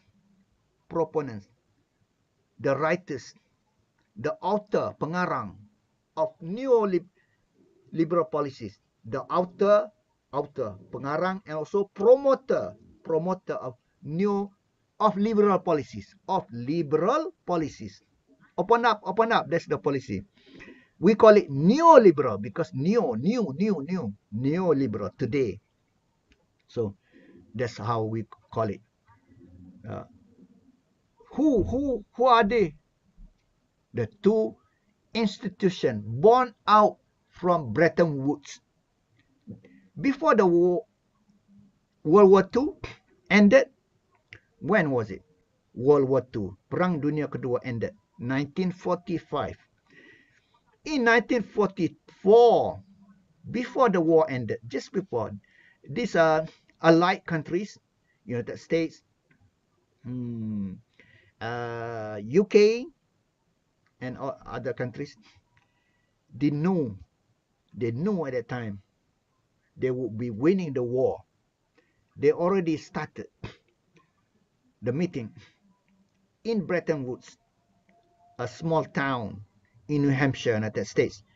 That's how, if the meeting was done in Kajang, so we call Kajang Accord, but the meeting was in Bretton Woods in New Hampshire. So from that meeting, so that time, I forgot the name of this from United States, the Secretary of Finance of United States. Secretary of Finance was like a central bank, but the treasurer of the UK was our famous economic theorist. This dia come out. Sometimes I lost the word. Aggregate demand. You need government expenditure to increase aggregate demand. John Maynard Keynes. John Maynard Keynes. That's how we call it, Keynesian economics. Keynes, we study in economics, Keynesian economics. Okay, Keynes was the treasurer of the UK, represented the UK. So what came out from the Bretton Woods meeting was two institutions. However, John Maynard Keynes never knew this came out, because even before concluding the meeting in Bretton Woods, of course there are a series of meetings, he collapsed and died. So I would say, my own words, he didn't know until today, because he already died dead. Okay, he did not know until today. There's IMF there in Washington DC. He didn't know because he died already, collapsed. Why collapsed? Every night, 2 a.m., 3 a.m. Slept late because of this heavy meeting. He collapsed and died. So came out from Bretton Woods was the IBRD, International Bank, International Bank, RD, for Reconstruction and Development. International Bank, bank antarabangsa untuk reconstruction, pembinaan semula, and development, dan pembangunan. Bank antarabangsa untuk pembinaan semula dan pembangunan, IBRD. And that IBRD today has developed to become what is called today World Bank. And in fact, IBRD still exists until today as a unit under World Bank today. That's one. Another one, International Monetary Fund, IMF. They have specific functions. World Bank will be involved in long-term development to give loans to countries needed for development. Long-term. What's long-term? To build bridges, to build school, to build paddy field. For example, MADA. In Malaysia, MADA, rancangan pengairan muda. In Kedah, MADA, pengairan buat padi, jelapan padi, was a loan from World Bank. So long term, you get the loan, you make the thing, you, for example, long term, you build schools from loan from World Bank. School, you don't get the result, you don't get the hasil tomorrow. It's a long term.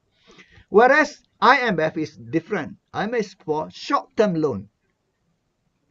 Short term can be 1 year, 2 years, or 5 years. To do what?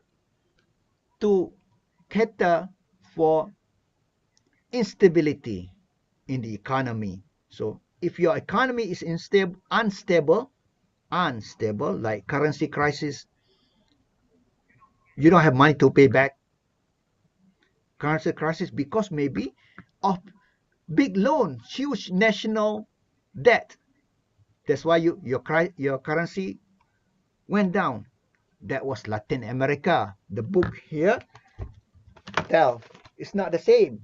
That was Latin America because of debt, huge debt, and I explained to you 1970s, 80s. But other things like the East Asian financial crisis is the currency that was attacked. Yes, now I got the word attacked by the speculators. The Dr. Mahathir named the speculators George Soros. Attack. So this different crisis. So all different crisis, but still the word is instability. Instability in what? Maybe the most is the current account balance. Last class we learned about current account balance. Very important. Your pocket, your current pocket today, you must have money. You must have balance to pay for your expenditure. So if you are short in current account balance, that will create problem for the economy, instability. So you must get help from IMF. So IMF is for short-term problems, short-term loans. There's the difference between IMF and World Bank. So going back, so once these three countries, see, long, I'm still explaining the East Asian financial crisis. Malaysia did it its own way, did not go to the IMF, but this Thailand, Indonesia, and Korea went to the IMF to get loans, and with the nose attached. Do this, do this, do this. Do what? LDP. That's why one of the results today, Kia, well, Kia still maintained under the Korean ownership. Kia was Kia, Hyundai was Hyundai. But today, but because of the 1997-98 crisis, the Korean people will call it IMF crisis. They call it IMF crisis. At that time, women, because of Korean, very patriotic, brought their bracelet, their necklace, gold, donate to the country to pay back loan to the IMF. So very patriotic, uh, and they make sure this Kia did not go to foreign hands. So today, when we buy a Kia, Kia is actually owned by Hyundai. Before that, Kia and Hyundai separate. No, Hyundai and Kia is the same company, bought by Hyundai. Daewoo, no more Daewoo, because of the so-called IMF crisis and a lot of restructuring. So LDP must follow what IMF say. LDP. But Malaysia was not subjected to LDP. Finally, uh, what was considered as unorthodox. What is orthodox? Follow the way of neoliberal. That's the orthodox, the regular way. Follow the neoliberal. What is neoliberal? The Washington Consensus way. Why Washington Consensus? IMF and World Bank are there in Washington. So the unorthodox way of Malaysia, finally, economists, including IMF and World Bank, finally recognized Malaysia did it. Malaysia was successful. It is in its own way. Finally acknowledged. So, where did I start? So, in that, yes, go back to what I was presenting. I'm going to finish. my long lecture. So this is how we lecture. Lecture is not about the slides. Lecture is about the slides and the happenings. And 2008 was the year of global economic crisis. So we want to know what happened. So we have to go stretch over to the this is nice one. This is quarterly. We want yearly. Oh, am I sharing? Yes, Doctor. Oh, all this while I was showing that on the screen. I thought I was showing myself No, you just showed this just now. about a minute ago. Good. Uh, oh,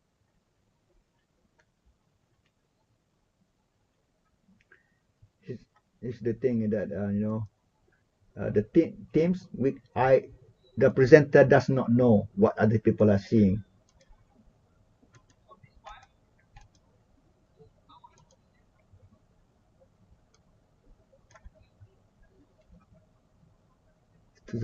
only.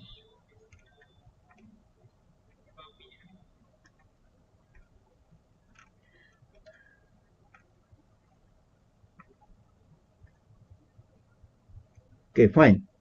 So going back to what I was asking was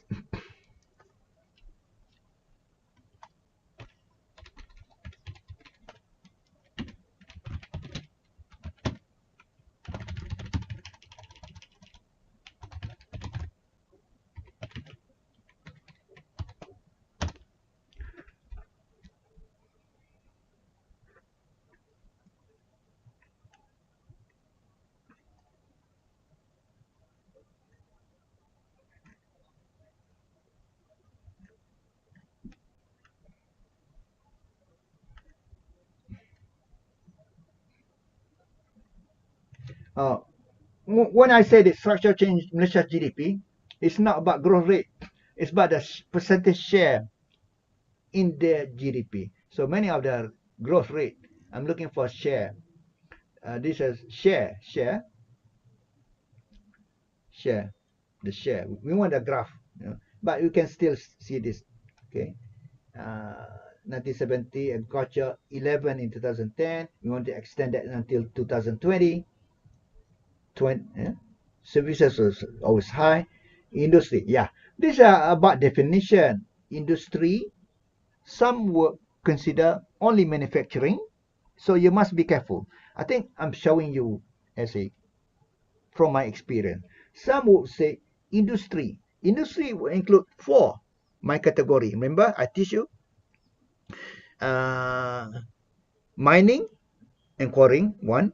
Number two, construction. Number three, manufacturing. Number four, electricity, gas, and water utility. Four items under industry. Must be careful. Industry, the four, or manufacturing alone only. See, I think this is the four together. If you take manufacturing, like we calculated today, yesterday, manufacturing we will have to go to this. Oh, the previous.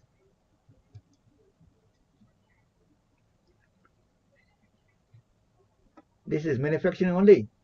See, yes, separate mining because the industry. When we talk about industry, mining, manufacturing, construction, and utility services here, we must take out utility to become industry. So mining, manufacturing only, 28 only.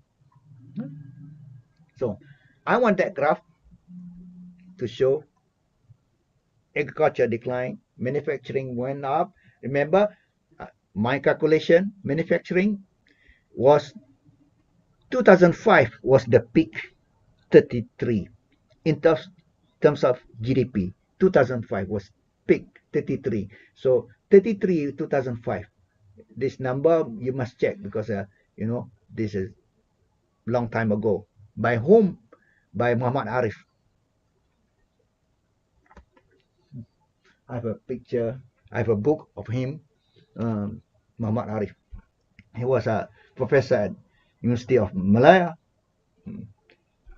retired long time ago. 1998, that publication, so was long time ago. But you follow now the DOSM, 2005 was the peak at 33%, and now it's 22% of GDP 2020 from the Economic Monitor MOF. Okay, so now and that was GDP 2005. Yesterday, Monday, I calculated in front of you. In terms of employment, 2007 was the peak, the boom boom turning point, the boom boom turning point. So now, your turn. Question from the student. I'm done. Go ahead.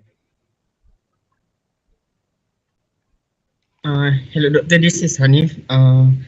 My question is, nowadays we know there's a lot of issues related to agriculture, especially in the sustainable and food security in Malaysia. During COVID-19, the food supply in Malaysia is facing disruptions. Can you give your opinion about this issue? So the presenter must answer it first. That's your job. Okay, thanks for the question. Due to the COVID-19 pandemic, the food supply in Malaysia is facing disruption while food prices increases. I think the government must address the issue of unsustainable agriculture and flow food safety policies to prevent the unstable food supply from impacting low-income groups and unsustainable agriculture. We know after the outbreak of the COVID-19 pandemic in 2021, we have witnessed how these changes impact our food market.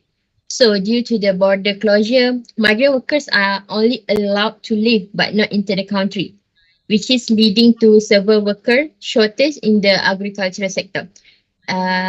Many farmers and agricultural operators are forced to reduce the scale of farming. Therefore, I think the Malaysia government should embrace a new development mindset and comprehensive planning in order to transform the current agriculture model into sustainable agriculture. This will allow us to increase food supply despite the increasingly limited land and energy resources and also improve the well-being of farmers, bring about positive changes to the environment. That is my answer, and I hope you all can understand. Thank you. Yeah. I put up to you this from MAFI, Ministry of Agriculture and Food Industry. So among of the item is food security, and I just click food security. There is a relationship between sustainable farming, sustainable agriculture, and food security. Okay, number one, actually, food security is to be sure that there's enough food for the people. So that's why we call this I forgot the name, the rate, self-sufficiency rate. So you wanna have, we have no time to look at. Okay, let's read quickly. Food is one of the basic human needs. Okay, population growth. Okay, Malaysia processes that. With the rapid population growth, demand for food is expected to increase by 70%, 200%. Okay. Why food security is important? Population growth, world population, food safety, improve food security will increase productivity, economy, food and trade. Resource sustainability, yeah, we're talking about here. And food accessibility and malnutrition. So food, resource sustainability, climate change will threaten ecosystem, affect food productivity. So what is sustainability? The meaning of sustainability? 1% more, okay? Or 2% more. Prepare your question. Sustainability is you consume resources today that will not deny future generation from that resources. For example, fuel based on fossil, minyak first on fossil, are one of the items considered not sustainable. All that we use every day to burn the vehicles, to run the cars, everything, it takes thousands of years for the fossil to replace. And yet it will pollute the environment. When the environment is polluted, it will create other problem, which climate change. Climate change will abruptly change the climate, not according to regular season. You can see damages by flooding and so on. So that's why today there is a one 1990s, early 1990s, people started to understand about the importance of environment. When I was young, I share my experience. When I was young, I look at so many trees along the road, so many jungle. I say, my place is not developed. I was considering saying development means nice building, tall building, high buildings, a lot of building. That was when I was young. But when today, oh, development doesn't mean tall buildings. Development means balance between the needs while you preserve the greens, trees, and so on. So that thinking has changed a lot in the 1990s with the conference in Rio. I forgot the year in Rio. That was the first global convention or meeting that has to do with protecting the environment. From Rio, they have meeting of climate change in Paris. When climate change, they're talking about carbon, carbon footprint, to reduce carbon footprint. What is footprint? Jejak kaki. Uh, you know, meaning to reduce the, the use of anything that brings out the smoke. For example, just now, based on fossil fuel. So that's why the world has gone into this clean energy. When we talk about clean energy, could be hydroelectric. Hydroelectric could be today solar. Electricity energy from solar, from wind, and so on, rather than from coal, using coal bakar arang batu. So that's the thinking of today, green economy. So similarly in agriculture, you must do the agriculture that will minimize pollution to the air, minimize the use of resources, the use of fertilizers that will damage the environment and so on. So modern farming, these are the items that are on research today. But all this, if you look at this is like ambition, like a dream. In reality, like today in Malaysia, electricity, electric vehicle, Tesla, electric vehicle, the hybrid car and so on, not really popular yet because of high cost involved in replacement of batteries. Because why? Technology for green anything today, green car. What is green car? Electric car, green farming, green whatever. Overall, in general, I say, the technology is still in infancy. peringkat bayi, baby. So when the technology still peringkat bayi, it's very expensive. That's why I wanted to buy a hybrid car, you know. But I heard from the car salesman, this battery will be good for 5 or 6 years. Once your battery after 6 years, 5 years, 5 or 6 years or 7 years, when that the battery Kong. So you must spend about 10,000 for the batteries. 10,000. So I didn't buy hybrid car unless government gives something real incentives that for the hybrid car, electric car, you know, free replacement of batteries. Oh, I'll buy it. See, so I want to be an environmentalist, but I can afford to become environmentalist when it comes to buying a car. I can become environmentalist every day. Turn off the light, except when I don't have class. I mean, when I have class, I turn on the light. Yes, I can afford that. I can afford that. So, question by your class member. One more or two more, please. I have a question. Do you think economic transformation is important and why? Okay, who want to answer that? The two presenters. Then thank you, Haida, for the question. I think economic transformation is important. As what we understand from economic transformation, it's a process of the movement of labor and other resources from lower to higher productivity activities.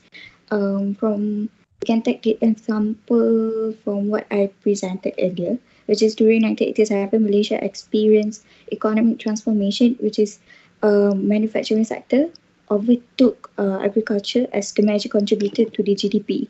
So because of it is a higher productivity sector, means they produce a lot more product, which means they create more job opportunities, which will also contribute to the increase in national income.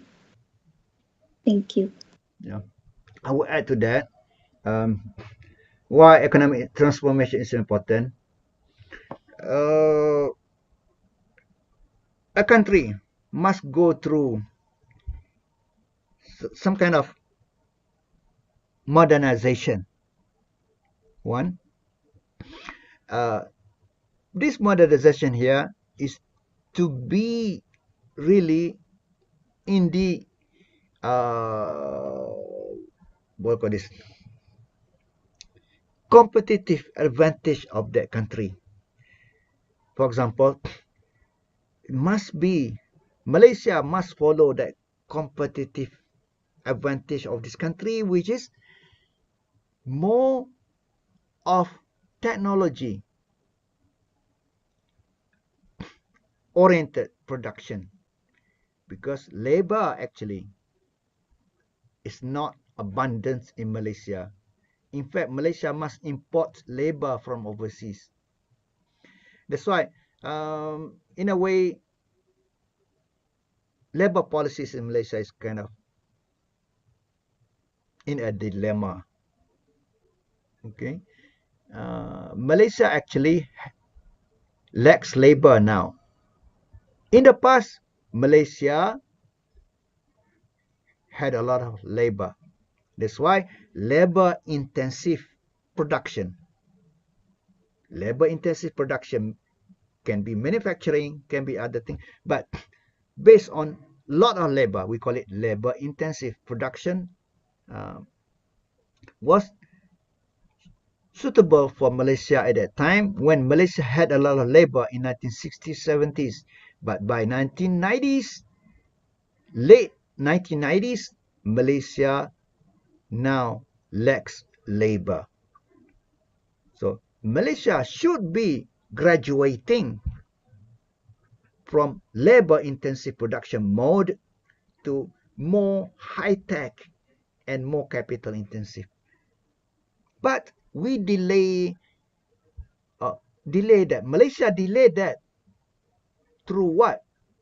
Bringing in labor from overseas. But there's a twist here, because Malaysians will not do the 3D jobs, dirty, dangerous, and what is the other one? 3D jobs.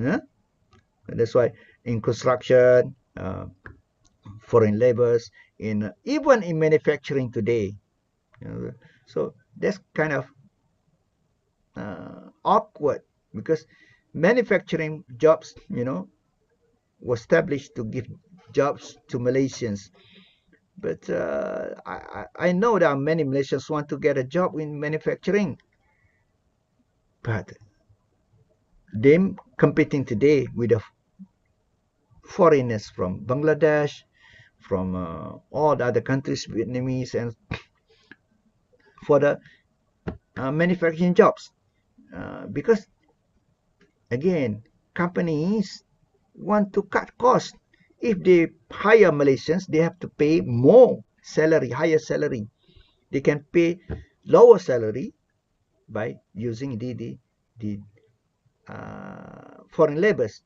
Here again, the point that I was making, Malaysia let the foreign companies, multinational companies operating in Malaysia, Malaysia let or allow the country, allowed Malaysia, the country, allowed foreign companies here, operating here, to delay Malaysia's transforming into more high-tech and more capital-intensive production, still maintaining the status quo in the labor-intensive industries manufacturing by using foreign labor. Is kind of delaying the transformation. So what we want to see in that transformation is more technology capabilities for Malaysian companies, more technology-oriented production. Why? This is the point. More high value added, higher value added production. What is high value added?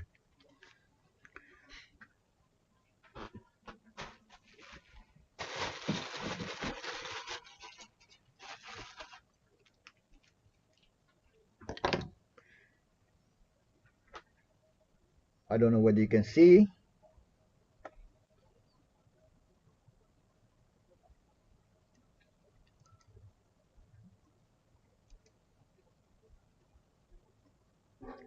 Okay. Suppose this product, 1 ringgit. The cost is 80 cents.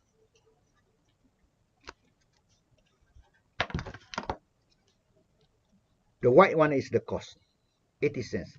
1 ringgit total. So 20 cents, the cost, 1 ringgit. 20 cents is value added. So we want this not going down this way, but going up. This, the black one, we want the red one. We want higher.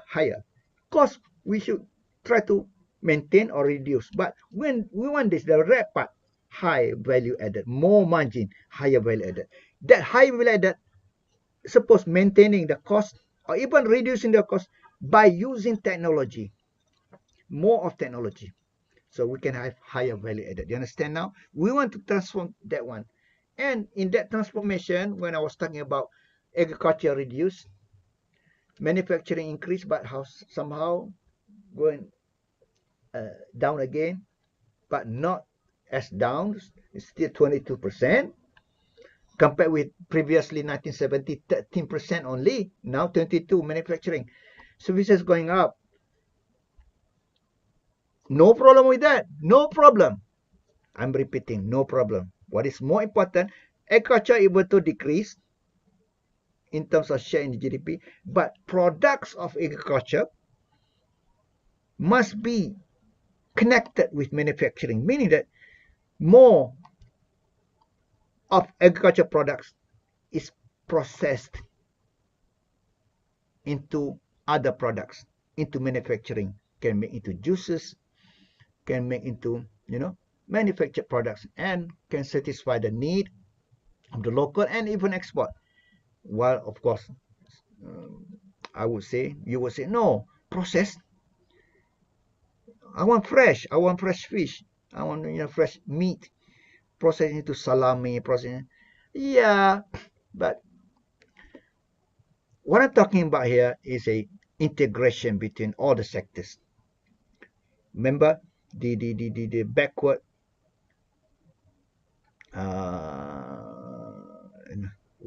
rantai yang ke belakang, inward, backward linkages, yes, backward linkages. So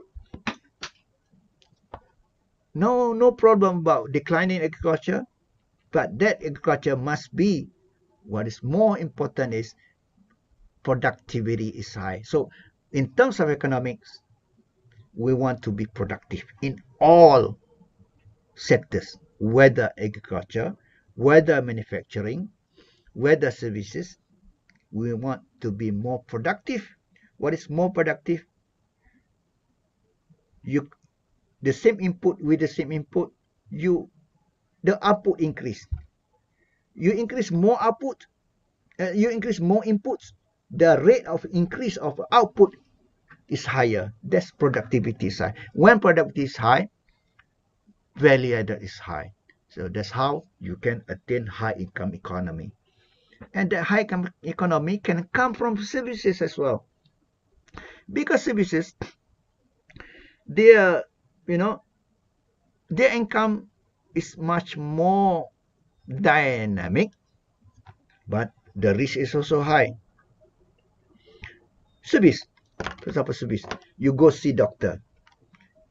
You see doctor, how much you pay? Maybe 500, maybe 300. But you see me, you pay nothing. That's not my. Service usually more higher in terms of value added because the nature of service. You pay lawyer how much? The lawyers only sign this signature. That signature cost you 7,000 ringgit. Of course, the work behind. But when you purchase a house, it's a photocopy. You cannot even read it. Photocopy of a paper from lawyer. You need that paper in his shop for sale and purchase agreement and for everything. You must pay 7,000 for or 5,000. When you buy a house, you pay. Everyone must pay a lawyer. And they're using the same photocopy form. But because of the regulation. So anyway, service. So that's one question that I want to pose. Is service sector sustainable? So we have to stop here. So think about it. Service sector compared with manufacturing. So, right. Thank you. We have to stop here. It's 1 minute left for the QR code. Thank you.